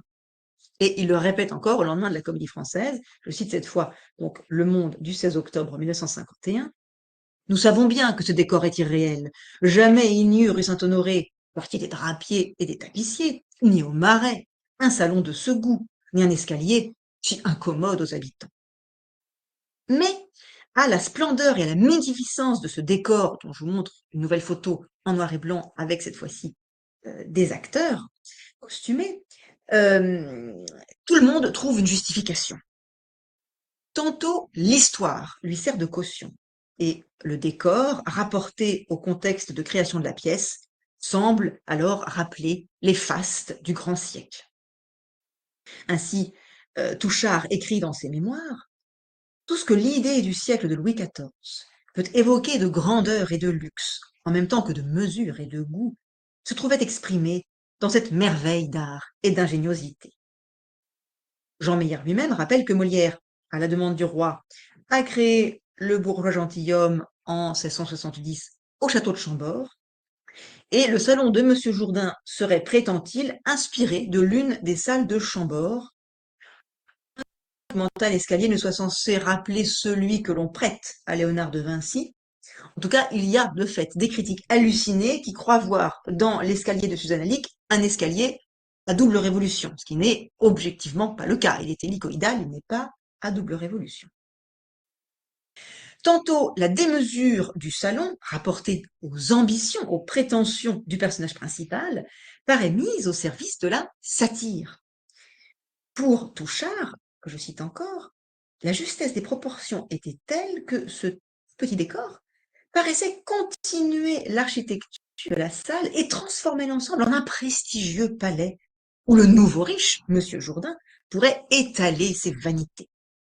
Pour Max Favalelli, journaliste à l'Intransigeant, le 15 octobre 1951, je cite, cette sorte de pièce montée à la crème chantilly rehaussée d'or participe très spirituellement à la caricature du parvenu qui habite cette cage un peu trop richement parée. D'autres, enfin, s'abandonnant au plaisir que procure la beauté de ce décor, renoncent à lui chercher une justification. Telle est l'option prise in fine par Robert Camp. Je cite: l'illogisme, écrit-il, est bien compensé par le plaisir des yeux. Au réalisme de Molière se mêle une fantaisie à la Perrault. Les fées visitent les bourgeois. Au bout du compte, la mise en scène du bourgeois gentilhomme ne recueille qu'un concert d'éloges auxquels les costumes prennent eux aussi une large part.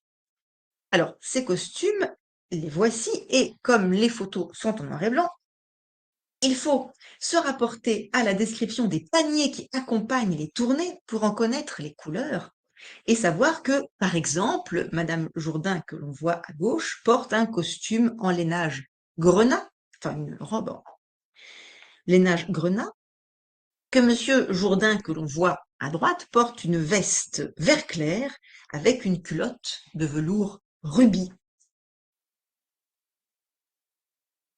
Là, Monsieur Jourdain, avec son maître de philosophie, qui lui est en noir, ça on le devine, porte une robe de chambre de satinette blanche avec de belles broderies dont les couleurs ne sont pas précisées et un turban de rayonne vert.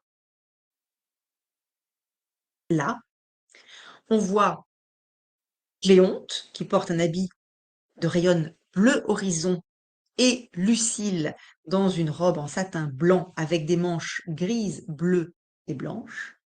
Et à droite, Dorimène dans une magnifique robe en satin gris clair avec des manches jaunes et grises, et Dorante dans un habit de velours gris.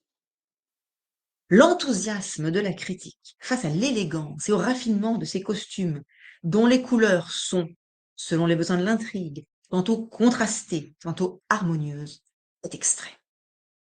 D'autant que, pour l'épisode de la Turquerie, l'éclairage change brusquement et le recours à une lumière au mercure qui exalte les verts et fait disparaître les rouges permet de métamorphoser les couleurs du tableau pour en accentuer l'étrangeté et la folie. Pour louer les costumes, le journaliste de l'Observateur, Jean Neveu Degas, le 18 octobre 1951, se fait lyrique.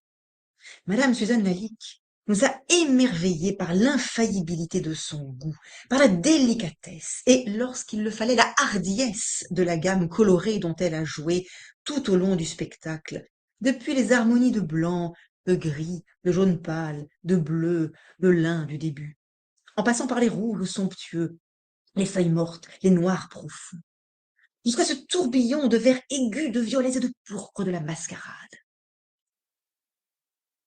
Celui du Figaro, Jean-Jacques Gaultier, le 13 octobre 1951, emprunte à la rhétorique de l'ineffable. Quant aux costumes, et en particulier ceux de la Turquerie, lorsque les baigne cette étrange lumière au mercure, je crois, ils prennent une couleur d'une magnifique rareté, tandis que les visages se plombent, les robes de cérémonie semblent devenir plus lumineuses. Ce sont elles qui paraissent éclairer le reste. Dire qu'elles sont vertes ne serait rien. Il doit y avoir un nom pour ce vert-là, intermédiaire entre le vert pomme, le vert chartreuse et le vert pernod. Ce ne sont plus des couleurs, mais un chant. Alors, on voit ici d'ailleurs des robes de cérémonie dans les tons effectivement vert clair et ornés de motifs très graphiques rouges. Je ne parlerai pas de l'exquise symphonie, ajoute-t-il. Pardon, je ne parlerai pas de l'exquise symphonie de gris qui, tout de suite après, accompagne les dernières danses et le divertissement final. Tout cela est à la fin d'une somptuosité, d'un raffinement, d'une sûreté d'œil qui nous laisse court d'épithètes. Mais si Le bourgeois gentilhomme de 1951 a marqué l'histoire de la comédie française, ce n'est pas seulement en raison du triomphe qu'il a rencontré sur place, c'est aussi et surtout en raison de sa destinée à l'étranger. Bien, j'ai mis l'affiche, comme je vais en parler dans un instant, de la tournée en Russie, de l'affiche qui annonce la tournée russe, et puis un réalisé par Raymond Delamarre en 1954 pour commémorer la tournée de la Comédie Française en Russie. Et parmi les personnages qui sont représentés, on peut voir à droite le bourgeois gentilhomme. Comme l'explique Nicole Bernard Duquenet dans son ouvrage de référence, La Comédie Française en tournée ou Le théâtre des 5 continents 1868-2011, livre publié chez l'Harmattan en 2012, à l'Harmattan 2012, les tournées de la Comédie Française prennent une importance particulière après la Seconde Guerre mondiale. Ruinée par le conflit, la France ne peut alors plus prétendre à un rôle de grande puissance et elle n'a plus comme moyen de se faire entendre sur le plan international que sa culture. Le théâtre devient alors l'instrument privilégié de la promotion de la France à l'étranger, ce qui fait dire au journaliste américain Clive Barnes, le théâtre français, élément prestigieux de la culture française, après le vin. Dans ce contexte, les comédiens français deviennent les ambassadeurs de la culture française.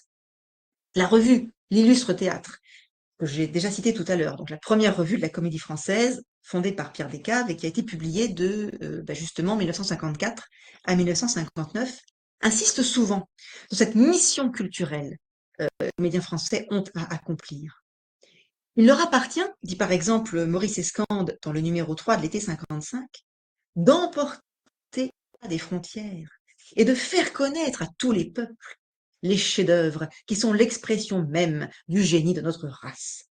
Et la revue elle-même multiplie de fait les reportages sur les tournées de la comédie française à l'étranger. Alors, où ont-elles lieu, ces tournées? Ce qu'explique Nicole Bernard Duquenet, c'est qu'il faut distinguer deux moments. Entre 1945 et 1953, les tournées reprennent dans les pays où la comédie française se rendait avant la guerre. Donc l'Italie, l'Angleterre, les Pays-Bas, la Scandinavie, l'Amérique du Sud, l'Égypte, où il s'agit de faire oublier les années noires et de renouer avec le public de naguère. En revanche, entre 1954 et 1969, toute une série de facteurs conduisent à repenser la politique française à l'étranger.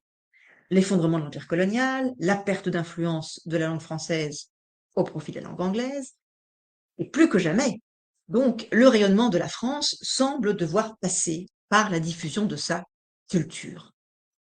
Et comme le théâtre en est considéré comme la réalisation quintessentielle, comme l'expression la plus aboutie, la plus accomplie, les années 1954-1969 marquent, je cite Nicole Bernard Duquenet, l'âge d'or des tournées. Durant cet âge d'or, la comédie française conquiert de nouveaux territoires. En pleine guerre froide, elle se rend tour à tour dans les deux camps ennemis, en URSS en 1954, puis aux États-Unis en 1955. Or, le bourgeois gentilhomme décoré et costumé par Suzanne Lalique est la pièce maîtresse de ces deux tournées historiques, raison pour laquelle je vais m'arrêter sur l'une, puis sur l'autre, un peu plus longuement sur celle en URSS, un peu plus rapidement sur celle aux États-Unis. Lorsque la comédie française se rend en URSS, à Moscou, puis à Leningrad, du 7 au 25 avril 1954, c'est la première fois qu'une troupe occidentale est accueillie en Russie depuis la révolution bolchévique. Aussi, cette tournée est-elle perçue aussi bien en France qu'en URSS comme un événement. Cet événement, sans doute, a été négocié de longue date, dès 1952, par Louis Jox, ambassadeur de France à Moscou. L'accord culturel entre les deux pays est signé en 1954 et prévoit une obligation de réciprocité, c'est-à-dire que les artistes français iront à Moscou, mais que réciproquement, les artistes soviétiques viendront à Paris. Très vite se pose la question du répertoire qui sera représenté par les comédiens français au public russe. Bien entendu, Molière s'impose. Non seulement il fait partie de ce que Pierre Descaves appelle le répertoire de sécurité, mais encore, il est un des auteurs dramatiques préférés de la Russie. Il est souvent joué, aussi parce qu'il a eu une influence sur Pouchkine et sur Gogol. La Comédie Française propose le Tartuffe dans la mise en scène de Fernand Ledoux, mais les Russes, qui acceptent le Tartuffe, insistent pour avoir aussi le bourgeois gentilhomme, pour avoir aussi le Cid, et, ne me demandez pas pourquoi, Paul de Carotte.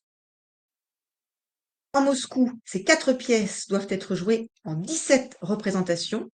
En revanche, à Leningrad, seul le bourgeois gentilhomme doit être joué en 6 représentations, au cours de 6 représentations. On le voit donc, le bourgeois gentilhomme occupe une place de choix dans la programmation russe. Cette préférence accordée à la comédie-ballet peut avoir plusieurs mobiles. Sans doute, son triomphe lors de la création parisienne a-t-il paru bien auguré de sa réception soviétique. Sans doute, le genre de la comédie-ballet, mêlé de chants et de danse, a-t-il semblé d'un accès plus facile pour un public non francophone. Mais peut-être la facilité et la rapidité avec lesquelles le fameux décor blanc et or, avec son escalier et sa galerie praticable, pouvait être monté et démonté, ont-elles aussi plaidé en sa faveur. Toujours est-il qu'en avril 1954, les plus grands noms de la troupe, Louis Seigné, Maurice Escande, Jean Meyer, Jacques Charon, Robert Manuel, Georges Chamara, Jean Piat, Raoul Henry, Louis Raymond, Henri Roland, Jean-Louis Géma, Jean-Paul Roussillon du côté des acteurs, Béatrice Bréty, Germaine Rouet, Micheline Boudet, Marie Sabouret du côté des actrices, se sont rendus en train au pays des Souvenirs. J'ai choisi 4 photographies illustrant donc le départ de la troupe en train, son arrivée à Moscou, et puis 2 photos représentant ses déambulations dans la ville qu'elle visite abondamment. Ils arrivent, disais-je, accompagnés de Pierre Descaves, l'administrateur général, d'André Jolivet, le chef d'orchestre, d'une douzaine de techniciens, machinistes, électriciens, accessoiristes, et de journalistes venus suivre cette tournée, notamment Robert Camp du Monde et Jean-Jacques Gaultier du Figaro, qui en font le soir, depuis le téléphone de leur hôtel, le compte-rendu régulier pour les colonnes de leur journal, et qui, par la même occasion, racontent au lectorat français à quoi ressemblent les rues et les passants d'une capitale de l'autre côté du rideau de fer. Par le train sont encore acheminés les décors et les accessoires, 127 costumes et 141 perruques. Et sur place, de surcroît, sont recrutés et formés pour le bourgeois gentilhomme une vingtaine de musiciens et une vingtaine de chanteurs, qui donc sont russes. À Moscou, les 5 premières représentations sont données dans le Petit Théâtre de Moscou, dit aussi Maison d'Ostrovsky, qui compte 1200 places. Mais dans cette salle, ce n'est pas encore le bourgeois gentilhomme, c'est le Tartuffe qui est joué, et là, j'ai fait figurer une photo, un extrait de l'album de la Comédie Française, rassemblant les photographies prises dans le cadre de cette tournée en Russie de 1954. Donc ça, c'est le Tartuffe joué à Moscou, dont on a une image, une photographie. Le succès est immense. Les applaudissements, les acclamations, les trépignements, rapportent les journalistes, vont jusqu'au délire. Mais c'est avec le bourgeois gentilhomme que le délire atteint son. Le bourgeois gentilhomme, lui, alors on n'a pas de photo. En tout cas, moi, je n'en ai pas trouvé de cette pièce à Moscou. Il est joué au théâtre Vakhtenkov, qui est un peu plus grand, il compte 1000 et surtout qui comporte une fosse d'orchestre indispensable pour les intermèdes. Celui éloigné du centre que le petit théâtre, mais il est plus glorieux car c'est l'un des rares immeubles de Moscou à avoir été démoli et à avoir donc été reconstruit pas très longtemps auparavant, en 1947.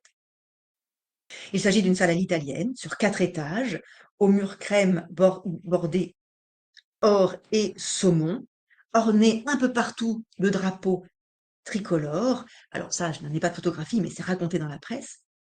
Et comme dans le petit théâtre, les comédiens français, habitués aux soirées habillées, qui sont encore de mise à Paris dans les années 50, sont frappés de n'apercevoir ni habits, ni toilettes. La salle est remplie d'ouvriers, d'employés et de soldats ne connaissant pas un mot de français, mais qui ont pris soin de lire au préalable l'argument détaillé de la pièce. Et immédiatement, elle prend. Il suffit, raconte le journaliste de François le 18 avril 1954, que Louis Seigné descende en robe de chambre et bonnet de nuit l'escalier du ravissant décor de Suzanne Lalique, pour que les rires fusent. Et puis il explique que ce rire va grandissant tout au long de la pièce jusqu'à l'hilarité générale. Il ajoute le chic, l'imprévu et le ton élégant des costumes, remis à neuf pour l'occasion, l'emploi de la lumière au mercure, tout cela mit le comble à la joie. À la fin, ce ne sont pas moins de 25 rappels qui saluent la performance de la troupe. Et comme les représentations de la Comédie Française sont retransmises sur un écran géant dans un cinéma et par les 3 plus grandes chaînes de télévision, ce sont, estime Pierre Descaves, environ 5 millions de spectateurs qui, en 12 jours, voient les spectacles. Dans les rues de Moscou, d'où la photographie que je vous ai mise dans laquelle on voit effectivement que les comédiens français sont entourés d'une foule de Russes, les comédiens français deviennent des célébrités que l'on arrête, que l'on salue, que l'on acclame sans cesse. Dire que le bourgeois gentilhomme triomphe à Moscou serait encore insuffisant.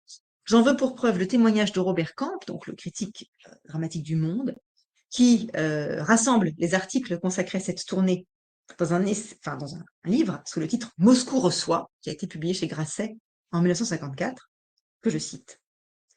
Les acclamations, qui certains soirs où les étudiants emplissaient la salle, exigeaient que le rideau se relevât 32 fois. Les foules assemblées aux portes pour serrer ou baiser les mains en prononçant les mots « La paix, nous vous aimons, aimez nos petits-enfants, revenez vite ». La petite fille que l'on hissait sur la scène et qui se jetait tout en pleurs dans les bras de Nicole et de Monsieur Jourdain. Enfin ces cris ardents « Merci, merci » qui venaient à la fois d'un vocabulaire hâtivement feuilleté et du plus profond des cœurs. Tout cela est vrai. Je l'ai vu, entendu, et je me demandais si je rêvais. L'ambition des comédiens a été dépassée. Notre curiosité déconcertée. Entre l'événement et son retentissement dans Moscou, la disproportion était ahurissante. Qu'est-ce que cela signifiait? Sur ce triomphe sans précédent du bourgeois gentilhomme en URSS, Robert Camp s'interroge en effet. Il récuse l'explication selon laquelle le public agirait sur commande, obéirait à une injonction des autorités. Certes, écrit-il, le gouvernement soviétique a souhaité cette visite. Et j'ai cru, au début, je l'avoue, qu'il avait recommandé, comme il sait le faire, irrésistiblement, l'enthousiasme. Mais peu à peu, j'ai senti qu'on l'étonnait lui-même. Pour lui, les raisons de cet accueil hors du commun sont plutôt d'ordre idéologique.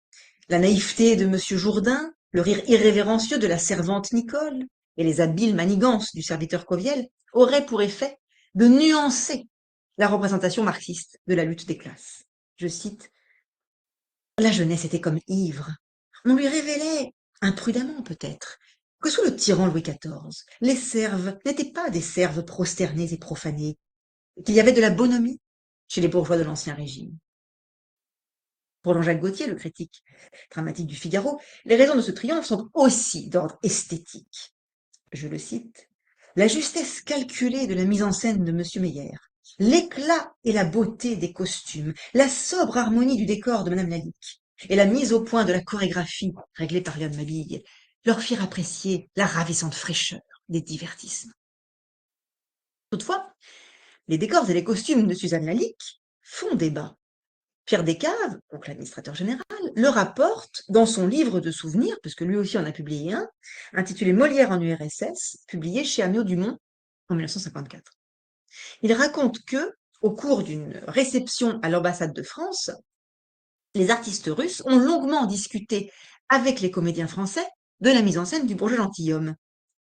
Je le cite, « La magnificence des décors et des costumes, tout un goût à la française dans le choix des éclairages et des couleurs, était-il vraiment dans la tradition de Molière ? Est-ce que ce souci de l'élégance n'allait pas à l'encontre des intentions de Molière, qui voulait imposer la simplicité de la nature aux extravagances du bourgeois gentilhomme? En un mot, est-ce que, au profit de la parade, d'ailleurs si agréable aux yeux, l'on n'avait pas détourné l'attention du spectateur de la pensée de l'auteur? Et Pierre Descaves rapporte, je cite encore, précédée d'un grand rire joyeux, la réplique de Jean Meyer fut brève et convaincante. Cette comédie-ballet n'avait-elle pas son cadre, sa couleur, son esprit vif et emporté, son allure de farce légère, dosée d'observation sociale? Et ce noble escalier mordoré, qui s'insinue en spirale jusqu'à la galerie ajourée au-dessus du dallage noir et blanc, n'appelle-t-il pas une sorte de défilé triomphal? La pièce est faite comme de sketchs successifs. De toute la comédie humaine? Comédie-ballet, disait Molière. Il n'a pas été trahi. Tout ce que la comédie hors du ballet comporte de richesse intérieure a été respecté. À Leningrad, le bourgeois gentilhomme est joué 6 fois dans le Petit Opéra, c'est-à-dire dans l'ancien théâtre Michel de Saint-Pétersbourg, qui était, comme on le sait, le théâtre français de Russie, jusqu'à sa fermeture par le régime soviétique.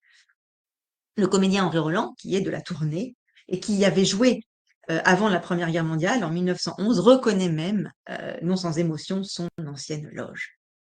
Là, le délire collectif n'est pas moins grand qu'à Moscou. Jean-Jacques Gaultier, dans le Figaro du 22 avril 54, en témoigne. L'ovation qui a couronné ce soir la première représentation de la comédie française à Leningrad ne se peut décrire. J'ai peine à croire ce que j'ai vu et entendu. C'est peut-être difficile à imaginer de Paris, et l'on s'écrira « à beau mentir qui téléphone de si loin ». Il n'en reste pas moins que 20 minutes de bravos et d'acclamations presque ininterrompues. On saluait l'ultime révérence du bourgeois gentilhomme, que la scène du Petit Opéra, ci-devant Théâtre Michel, était littéralement jonchée de fleurs, et que Maurice Escande, répondant aux artistes soviétiques, venus déverser des innombrables gerbes multicolores aux pieds des comédiens français, a fait applaudir le nom de la France. L'autre voyage historique du bourgeois gentilhomme a lieu en Amérique du Nord entre le 24 septembre et le 30 novembre 1955, dans le cadre d'une tournée qui conduit la troupe à Montréal, à Ottawa, à Toronto, puis à New York. Et c'est alors la première fois depuis 1680, depuis la fondation de la Comédie Française, que la troupe pose le pied sur le sol américain. C'est donc là encore un événement majeur que cette tournée. La programmation inclut cette fois, outre le bourgeois gentilhomme, le Barbier de Séville, 2 pièces de Marivaux et un caprice de Musset. Si le bourgeois gentilhomme a été retenu de préférence à d'autres pièces de Molière, c'est, si je suis les analyses de Nicole Bernard Duconnet, sans doute pour 3 raisons. D'abord, il offre une garantie de succès, le passé récent l'a prouvé. Ensuite, la place faite à la danse et à la musique devrait convenir, se dit-on, au public américain amateur de comédie musicale. Et puis enfin, M. Jourdain peut apparaître comme une sorte de self-made man, dont le souci d'apprendre en dehors des cadres convenus est proche de la mentalité américaine.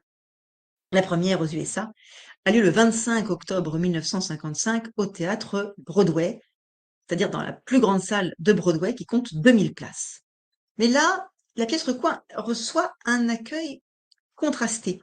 D'un côté, le public qui rassemble beaucoup d'officiels, des ambassadeurs, des délégués des Nations Unies, des représentants des différents corps diplomatiques, des anciens ministres, mais aussi des intellectuels, des professeurs, et quelques rares personnalités, comme Édith Piaf et Maurice Chevalier, mais pas de vedettes du théâtre ou du cinéma. Peu d'artistes en somme. Ce public manifestement désorienté, décontenancé par la pièce, reste froid pendant la première moitié du spectacle. Et en fait, il faut attendre le rire, notoirement communicatif, de Béatrice Bréty dans le rôle de Nicole, pour que la salle, enfin, se réchauffe. Et pour finir, il y a tout de même 8 rappels. Donc d'un côté, il y a le public, voilà, qui met un temps à être réchauffé. De l'autre, la critique, et en particulier le New York Times, qui est le baromètre du succès d'une pièce à Broadway, manifeste, lui, alors là, un rare enthousiasme.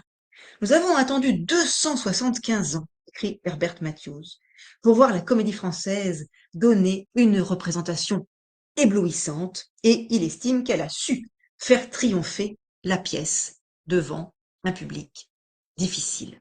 Je n'ai pas trouvé d'autres photographies de cette tournée que celle qui représente quelques-uns des acteurs sur un fond de décor new-yorkais.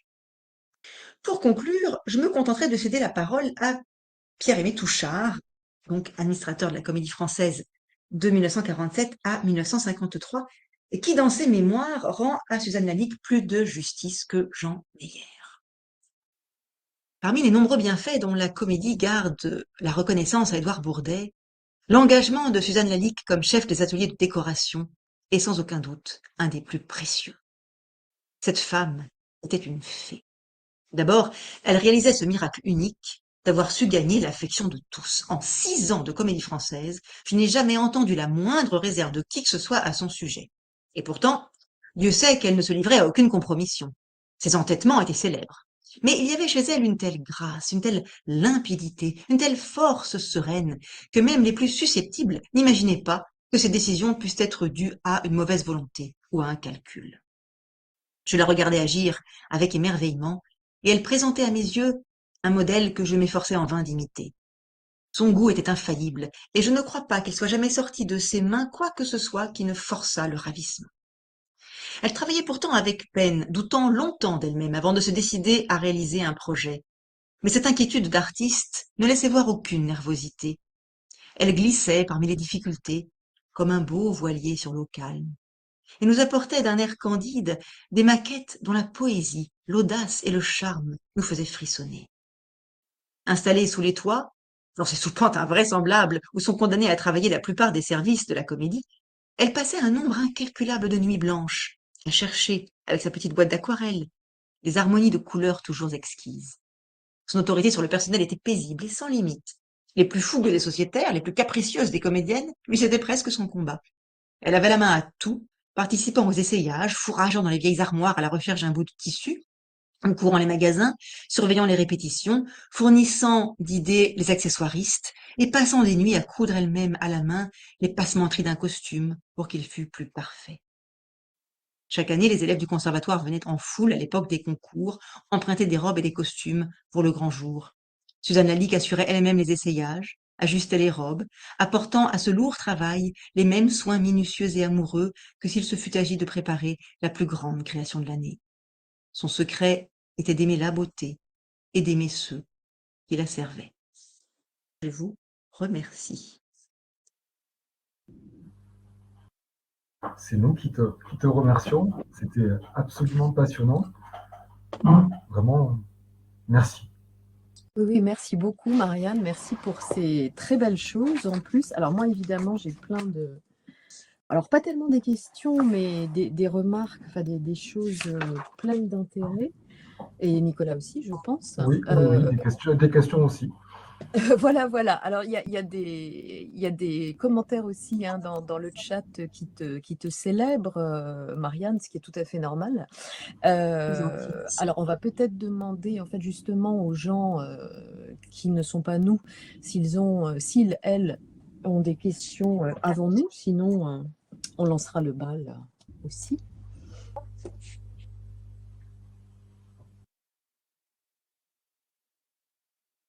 Alors, comme il y a toujours une sorte de timidité au début, Alors, voilà. il y a quelqu'un qui est en train d'écrire, Garance, qui est en train d'écrire, peut-être que pour une question.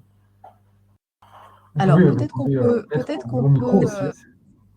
Alors, en fait, c'est plus une sorte de retour, en fait, extrêmement intéressé et intéressant sur ce que tu as dit. Alors, en effet, hein, Pierre-Aimé Touchard parle de Lalique, mais c'est vrai qu'on pourrait faire un commentaire de texte, en fait, de ce petit compliment qu'il trousse à Suzanne, quoi, parce que c'est vrai que il y a quand même toujours le côté, c'est la grâce, c'est le goût, c'est le ravissement, en fait, toujours des compliments extrêmement genrés.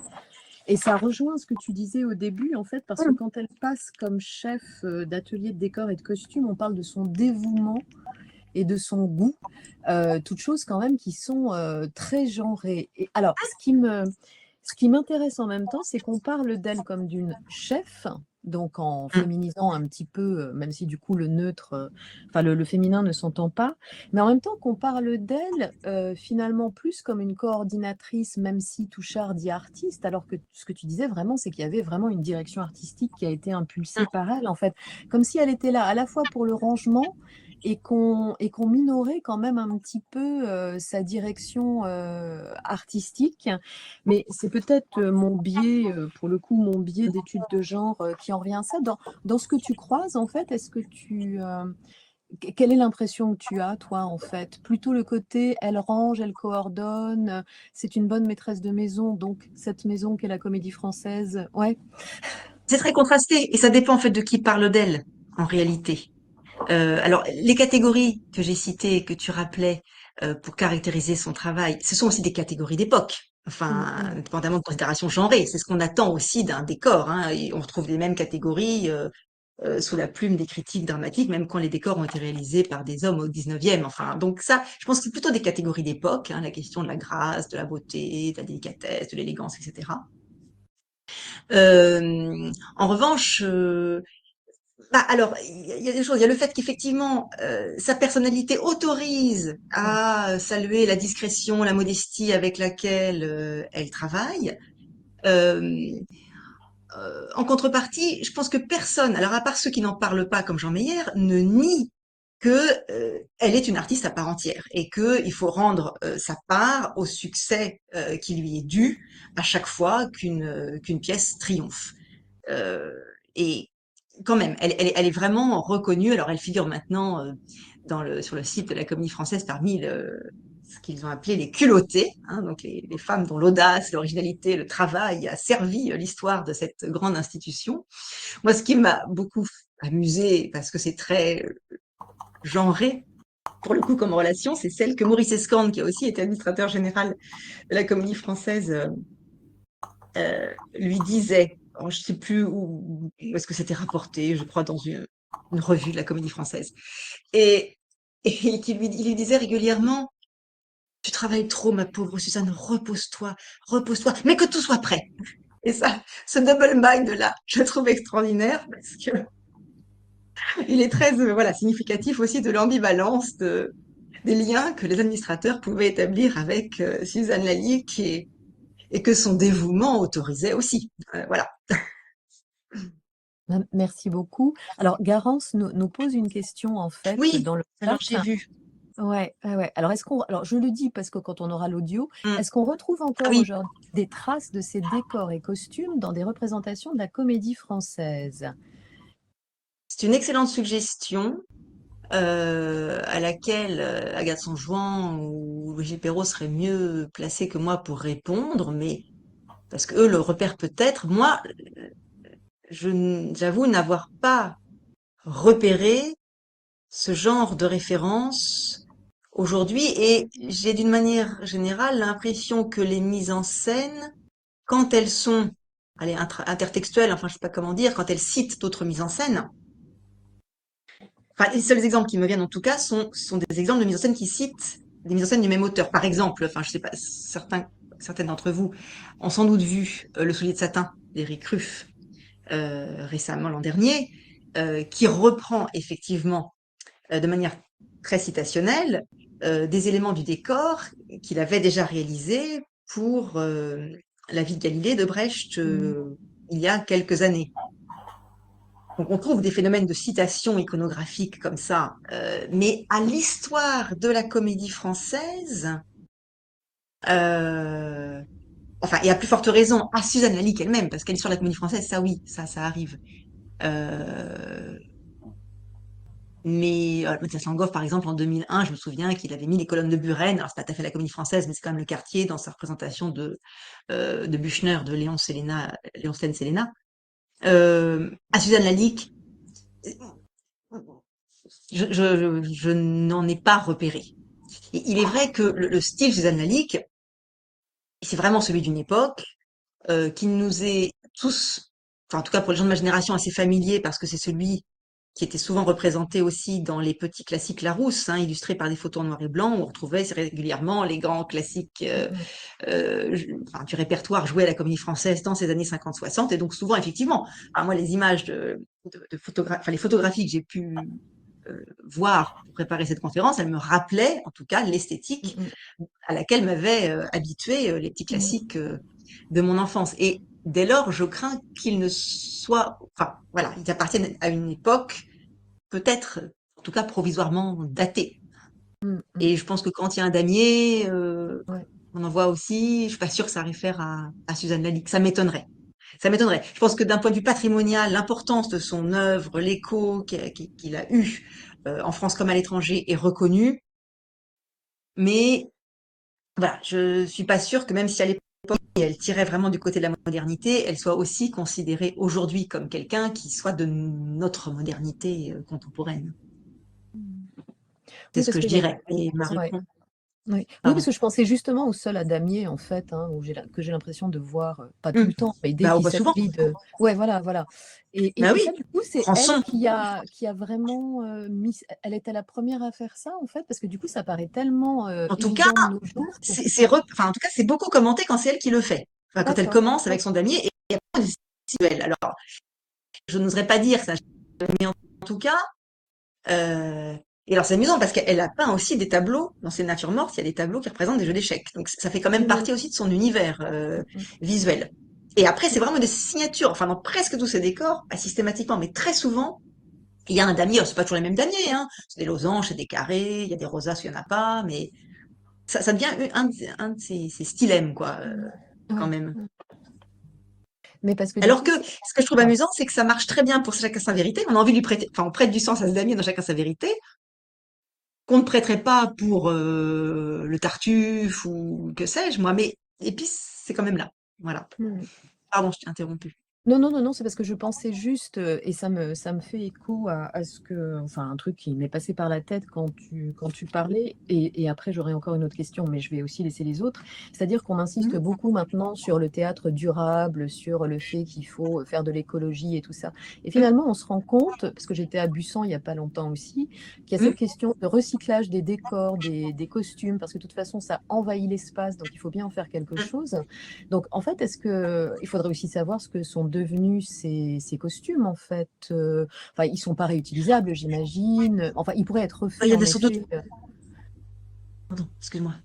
Non, non, juste, ils pourraient être refaits sur le même modèle, mais peut-être aussi qu'ils ont été recyclés, enfin, ou qu'ils ont disparu, et que du coup, il y a vraiment des idées de cycle, hein, tous les 20 ans, tous les 30 ans, peut-être, de décors, de costumes. Bah, en principe, le magasin, alors c'est pareil, hein, ça serait Gant de San Juan qui serait bien placé pour répondre. Mais euh, les costumes qui sont conservables, ils sont conservés, hein, Mhm, qui reservent ou qui ne reservent pas, qui font partie du mhm, musée de la Comédie Française. Et d'ailleurs, les quelques, je l'ai pas montré, mais la robe de Dorimène, je l'ai dans le Bourgeois, je l'ai vue grise avec les strass là. Je l'ai vue dans un catalogue, dans le catalogue Suzanne Lalique. Les robes, les manteaux de la mascarade, ils sont encore en photo. Donc je pense que la plupart des costumes, enfin certains des costumes en tout cas ont été gardés. Ça c'est certain. mhm, C'est ce qui permet que de temps en temps quelqu'un ait cherché un costume historique mhm, pour un spectacle. Hein. Mais de toute façon, le recyclage, c'était une pratique. Au 19e, c'était systématique et dans ces années 40, enfin 30, 40, 50, c'est encore la pratique la plus courante. Hein. On recycle tout ce qui peut l'être parce que ça coûte très cher. Alors c'est pas pour des raisons écologiques à ce moment-là, mais c'est simplement parce que c'est encombrant et puis ça coûte une fortune de refaire mhm. des décors. Au 19e, c'est même un jeu de la critique dramatique. C'est de toujours repérer, de dire ah, le décor du deuxième acte, on l'avait déjà vu dans le troisième acte de telle pièce, vous souvenez-vous? Tout le temps. C'est un jeu de repérer comme ça quel décor reviennent. Quand on regarde des photographies, même du théâtre Antoine par exemple, dans l'album Monnier, on reconnaît, on se dit tiens, là, on l'a déjà vu 2 ans avant celui-là. Même Antoine en fait, il recycle aussi les décors. Bon, enfin, et c'est une voilà et puis ben voilà, c'est l'idée de fabriquer, de concevoir et fabriquer un décor pour chaque spectacle, c'est une conception qui est extrêmement récente, hein, sinon contemporaine. Et c'était pas le cas à l'époque. Hein. Moi j'ai une question, enfin j'en ai plusieurs, mais j'ai au moins celle-là qui est, moi j'ai été énormément séduit par cette idée qu'elle pioche enfin, au-delà de son rôle d'organisatrice, de conservatrice, je ne sais pas si on peut aller jusque-là, tous ces costumes et ces décors qu'il y avait. Est-ce que le fait qu'elle exploite ces costumes, tu as cité l'exemple des costumes du 18e qui étaient utilisés, je crois, enfin, qui avaient Mariage. inspiré donc, le mariage, des portraits qu'elle accrochait au Mm. mur, est-ce que ça c'est perçu par le public et aussi par la critique et la presse, ou est-ce que c'est quelque chose que on sait parce que bah, tu as fouillé dans les archives, mais est-ce que le public d'époque, que ce soit les spectateurs ou la presse, avait cette perception de cette réutilisation de tout ce matériau? Bah, c'est une bonne question. Je n'en ai pas trouvé de preuves. J'ai pas lu d'article commentant le fait que, mais qu'elle avait recyclé. Cela dit, enfin, toi, par exemple, le portrait de Molière, il est tellement connu que quand il est quelque part, on le reconnaît tout de suite. Le buste de Molière aussi. Bah d'ailleurs, oui, c'est ça. Je sais pas si vous avez vu, mais j'ai oublié de vous le faire remarquer, dans la mise en scène du Tartuffe à Moscou, il y a le buste. Alors, je sais pas si c'est le vrai buste, hein, ou si c'est de reproduction, mais il est dans le décor, le buste.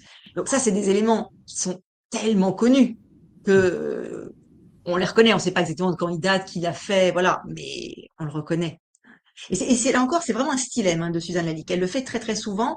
C'est Agathe Sanjouan dans son article qui avait attiré mon attention là-dessus. Mais c'est vrai en regardant les photos, je dis ah bah oui, effectivement, là c'est le portrait de Molière, là on voit qu'un bout, mais effectivement. Et ça, alors, les tableaux, alors, c'est amusant parce que elle met, un de ses trucs aussi, c'est une de ses signatures, c'est de mettre toujours des tableaux dans ses décors. Même les intérieurs sont souvent assez dépouillés. Ils sont pas, comme à la belle époque, ultra encombrés, ornés d'un tas de petits bibelots. Ils sont plutôt dépouillés. Bon, c'est aussi un trait d'époque parce que dans l'art déco est plus pur, hein, que l'art nouveau. Mais euh, en revanche, les murs sont souvent ornés d'au moins un tableau. Et ces tableaux, soit ce sont des tableaux contemporains on pense qu'elle les peint elle-même, puisqu'elle a cette vocation et ce goût pour la peinture, soit effectivement, elle va chercher donc dans la bibliothèque musée pour quand ce sont des tableaux, enfin quand il faut que les tableaux soient anciens. Alors, Garance pose une autre question. Est-ce que le fait de jouer dans les deux pays qui sont en guerre au moment de la guerre froide a été bien perçu des deux côtés? Comment est-ce que cela a été géré d'un point de vue politique et social? Aller en Amérique après la Russie peut être aussi un facteur de mauvaise réception de la pièce au début. Oui, c'est une suggestion intéressante. Je crois que c'est Pierre Descaves qui parle de pont aérien intellectuel ouvert par cette colombe de la paix qu'est Molière. Et puis un journaliste, je crois, dit, non, qui est-ce qui dit ça? Je sais plus. Quand les muses parlent, les canons se taisent. Voilà. C'est l'idée quand même que la culture doit transcender ces clivages politiques. Et c'est à ça que sert aussi Molière, hein. Ça, c'est certain. Ça, c'est certain. J'ai été aussi enfin, vraiment dans la perspective qui est celle du webinaire, vraiment l'idée que 5 millions de Russes, comme tu le disais, ont eu accès à ce spectacle, mais finalement, probablement, peut-être, je sais pas, peut-être 90%, enfin, je n'arriverai pas à donner un ordre d'idée, mais quelque chose de très élevé, finalement, on n'a accès qu'au décor, au costume et au jeu d'acteurs, puisque Mais la oui, langue enfin, voilà, ils ne parlent pas la langue. Alors, certes, ils peuvent avoir l'argument dont tu parlais, mais il n'empêche que je sais pas combien de temps durée de spectacle, peut-être 2 heures de spectacle, 2 heures et demie de spectacle, finalement, c'était 2 heures et demie à contempler principalement le travail de Suzanne Lanique. Et ça, c'est quelque chose bah, bien sûr. qui me parle beaucoup par rapport à nos Oui, affaires de passé. Vraiment. oui, absolument. Surtout qu'autant les spectateurs peuvent avoir eu en main un livret avec l'argument détaillé, les spectateurs, je veux dire, spectatrices de théâtre, ceux qui regardent la télévision, ceux et celles qui regardent la télévision, bah, ils n'avaient pas eu le livret par définition. Donc là, l'accès est vraiment, effectivement, se fait uniquement par le biais bah, des costumes, du décor, des danses, absolument. Et effectivement, alors tous les journalistes disent que voilà, c'est un souffle venu d'Occident, que c'est la brèche dans le, dans le mur, enfin, voilà, Et est-ce qu'elle a eu une activité, l'enfer. est-ce qu'elle a continué son activité de décoratrice d'intérieur parce que, ou c'était vraiment, vraiment les deux temps sont complètement séparés entre l'activité de décoratrice intérieure et de décoratrice de théâtre? Je pense qu'elle a complètement arrêté. En tout cas, je n'ai trouvé, je n'ai repéré aucune trace de décoration intérieure à partir du moment où elle rentre à la Comédie Française, qui devait quand même absorber beaucoup de son temps, hein. Il y a beaucoup de gens qui parlent quand même de ses nuits blanches et de, voilà. Je pense elle avait plus le temps, ouais. Non, non, je pense qu'elle a complètement arrêté, et puis qu'en fait, bah, tout son talent artistique, enfin, se trouvait aussi à s'exprimer dans ce cadre théâtral-là, hein. Mais il me semble que voilà, mais les deux carrières sont quand même pas sans lien, puisque l'une a aussi réparé l'autre. Enfin, il n'y a pas beaucoup de gens qui avaient la polyvalence qu'elle pouvait avoir elle, hein, pour prendre en charge cette double casquette. Alors, je repense peut-être aussi à la question de Garance et à l'accueil peut-être un peu tiède au début aux États-Unis, hein. Tout le monde dit Mm, toujours que jouer, jouer à New York, c'est toujours le truc le plus difficile et que le public ouais. américain est très compliqué. Mm, Donc, je suis pas mm, sûre que l'espèce de froideur du début soit due à des trucs politiques en fait. Et puis, justement, quand on lit Bourdet qui va transporter Molière mm, aux États-Unis, il dit toujours qu'ils comprennent rien en fait, donc ça peut être mm. aussi un problème de transfert en fait, et justement le côté très français peut être un obstacle plus qu'autre chose, parce que finalement les relations avec les États-Unis sont peut-être pas forcément plus apaisées Mm, mm, qu'avec. mm, mm, mm, mm. Enfin, puis la relation à la culture, la relation au théâtre n'est pas la même Mm. non plus en fait. Enfin, il y a des Non. traditions en URSS de fait qu'il n'y a pas forcément aux États-Unis, donc c'est peut-être ça aussi. Alors, moi, Mm. ma question, justement, c'était un petit peu sur cette importation de Pirandello, parce qu'il me semblait que enfin, je croyais avoir vu que Pirandello se mêlait aussi beaucoup des décors et des costumes de ses pièces, et que lui valorisait plutôt un style un peu grotesque, expressionniste. Et donc, du coup, ça voudrait dire que la Lick, là, elle accommode en fait un petit peu Mm. Pirandello au goût français, ou en tout cas à la dramaturgie, enfin à la façon dont on lit aussi, dont on psychanalyse en fait Pirandello en France aussi à cette époque peut-être. En tout cas, elle n'avait pas forcément discuté avec Pirandello, enfin, c'est vraiment avec le metteur en scène que ça s'est passé plutôt. C'est l'impression qu'on a quand on lit les comptes rendus. Cela dit, alors je ne sais pas d'où ça vient, mais alors est-ce que ça vient cette demande de Pirandello qui était connue par la critique et qui intègre cette donnée? Je ne sais pas, mais la référence à l'expressionnisme est quand Oui. même convoquée. De fait, enfin, les formes géométriques de la rosace, du damier, Mm. euh, voilà, l'étrangeté de ce noir et blanc, enfin, peut avoir quand même un côté un peu Mm. expressionniste. Ouais, c'est vrai, c'est vrai. Oui. Donc, finalement, c'est pas si éloigné Mm, mm. des désirs qui étaient les siens. Mais, en tout cas, si cette mise en scène avait bénéficié de la caution de Pirandello, je pense qu'on en aurait entendu parler, que ça aurait Oui, été oui, oui. rapporté. Et c'est pas le cas. Moi, je n'ai rien, j'ai pas tout lu, mais enfin, j'ai pas lu ça. D'accord, d'accord, d'accord. Mm, mm. Après, j'ai pas tout lu, hein, effectivement. Mais Le fait que tu nous as présenté finalement, euh, les décors que tu nous as présentés d'elle étaient soit des rues, majoritairement des décors d'intérieur, des décors domestiques. Est-ce que c'est quelque chose qui est vraiment caractéristique de sa pratique de décoratrice, ou c'est voilà, finalement on n'a eu accès qu'à ça, et c'est pas déterminant. en fait, les photos que j'ai montrées étaient celles que j'ai trouvées et dont j'ai eu des reproductions qui n'étaient pas trop mauvaises, parce qu'il y en a d'autres que j'aurais voulu vous montrer. Elles étaient floues, elles étaient ratées, ou bon. Donc non, en fait, c'était pas forcément très. Enfin, je sais pas qu'elles étaient pas emblématiques, mais elle a aussi fait des décors d'extérieur, de forêt, D'accord. des petits salons charmants avec des petites fleurs, et on retrouve des motifs de papier peint qu'on avait déjà vus auparavant, d'ailleurs, Mhm. dans sa période de décoratrice. Mais simplement, voilà, je sais que les maquettes existent et qu'elles sont conservées aux ateliers qui maintenant ne sont plus à Neuilly, mais à Sarcelles. Et ça, on n'y a pas accès. Enfin, c'est des pièces de musée, et voilà.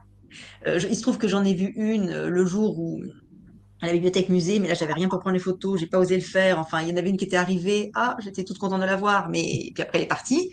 Mais en fait, donc, je sais qu'elles existent, mais on n'y a pas accès. Donc, et puis, on trouve pas beaucoup de photos de décors, en réalité. Alors, on en a des bouts, quand il y a des photos de scène avec les acteurs, les actrices, mais on n'est pas, c'est pas facile de trouver des photographies. Il n'y en a pas tant que ça. Et puis, comme elles sont pas rassemblées, bah, faut aller chercher dans les dossiers de chaque pièce. Enfin, c'est pas si facile que ça. Donc, c'est pour ça que mon échantillonnage, il est pas forcément représentatif de tout le spectre de référentiel qu'elle couvre. En revanche, voilà, son goût pour la simplification, le dépouillement, la géométrie, ça, c'est quand même un trait récurrent, me semble-t-il. Donc, c'était à la fois, voilà, représentatif et pas représentatif, ce que j'ai montré. C'est surtout représentatif peut-être aussi du répertoire de la comédie française de l'époque, qui favorise Ah bah, aussi bien des sûr. pièces d'intérieur, enfin des pièces de discussion, de conversation. Bah, bien sûr, bien sûr. Il y a des rues quand même, mais c'est des rues justement Mm. représentées à la manière dont on représentait, ou dont on se figure qu'on représentait les rues autrefois. Enfin, il y a quand même tout ce jeu de, voilà, d'emboîtement des points de vue. Et ça, je trouve ça intéressant aussi qu'elle convoque cette histoire-là, le souvenir qu'on a des gravures et des tableaux qui, même quand il n'y a pas un tableau d'accroché, finalement, la photo de, c'est l'école des Maris de 54, là, quand on voit tous les comédiens, les comédiennes de face avec les lustres, le médaillon et la perspective. Enfin, ça rappelle aussi cette fameuse gravure représentant une représentation du malade imaginaire à Versailles, enfin avec les mêmes lustres, les mêmes acteurs voilà, en face de la salle, un médaillon. Enfin, et elle convoque comme ça aussi, voilà, l'encyclopédie visuelle du spectateur, hein, et son savoir de l'histoire de la représentation. Y a-t-il des questions parmi nos chers et chers camarades en ligne, même si nous sommes parfaitement dans les temps, ce qui est magique. La grâce, Il est vrai. l'encantement. Il est vrai. Voilà. Nous poursuivons la métaphore. Il y avait le beau voilier aussi, Oui, c'est vrai. à la fin, Pierre-Aimé Touchard. Alors, s'il n'y a pas de Ça, c'est courant questions, pour une fois. on peut peut-être lever la séance ici. Je ne sais pas ce que tu en penses, Nicolas. Oui, bah oui. En remerciant encore une fois vraiment beaucoup Marianne pour cette entrée en plus. Enfin, c'est comme si on était allé nous-mêmes dans les archives et je trouve ça absolument fascinant, sans avoir à chercher, on nous guide. Donc ça, c'est très bien. Merci infiniment, Marianne, hein. Tu lances le Grand merci à séminaire vous pour votre invitation. de façon magistrale. Donc, c'est extrêmement Sur une intéressant. Et puis, perspective ouais, qu'on n'avait pas du tout, non, eu, et enfin, qui ne s'annonce pas dans le calendrier de cette année. Donc vraiment, merci de nous avoir un petit peu ouvert notre regard sur d'autres choses que celles qu'on avait, on va dire, présumées initialement. Un grand merci à vous. Nous avons encore 2 séances cette année et ce semestre, en fait, hein. Donc, le programme est disponible sur le site de Fabula, il passe sur Dramatica et tout ça, hein. Là, on est extrêmement attentif, on aura beaucoup de séances. Et bah, écoute, tu as parlé tout à l'heure, hein, de Voix d'or et Petites Mains. Voilà, je me demandais dans quel sens je le mettais, mais c'était bien ça. Et justement, hein, Florence Philippi nous parle le 12 décembre de Mademoiselle Raucourt et Mademoiselle Georges. Donc là, on est aussi dans des choses un petit peu immatérielles. Et rendez-vous aussi le 14 novembre avec Oriane Chevalier. Et de façon tout à fait intéressante, nous allons faire un petit détour par la Chine et le Japon. Puisque donc Judith Gauthier a importé, hein, du théâtre chinois et japonais.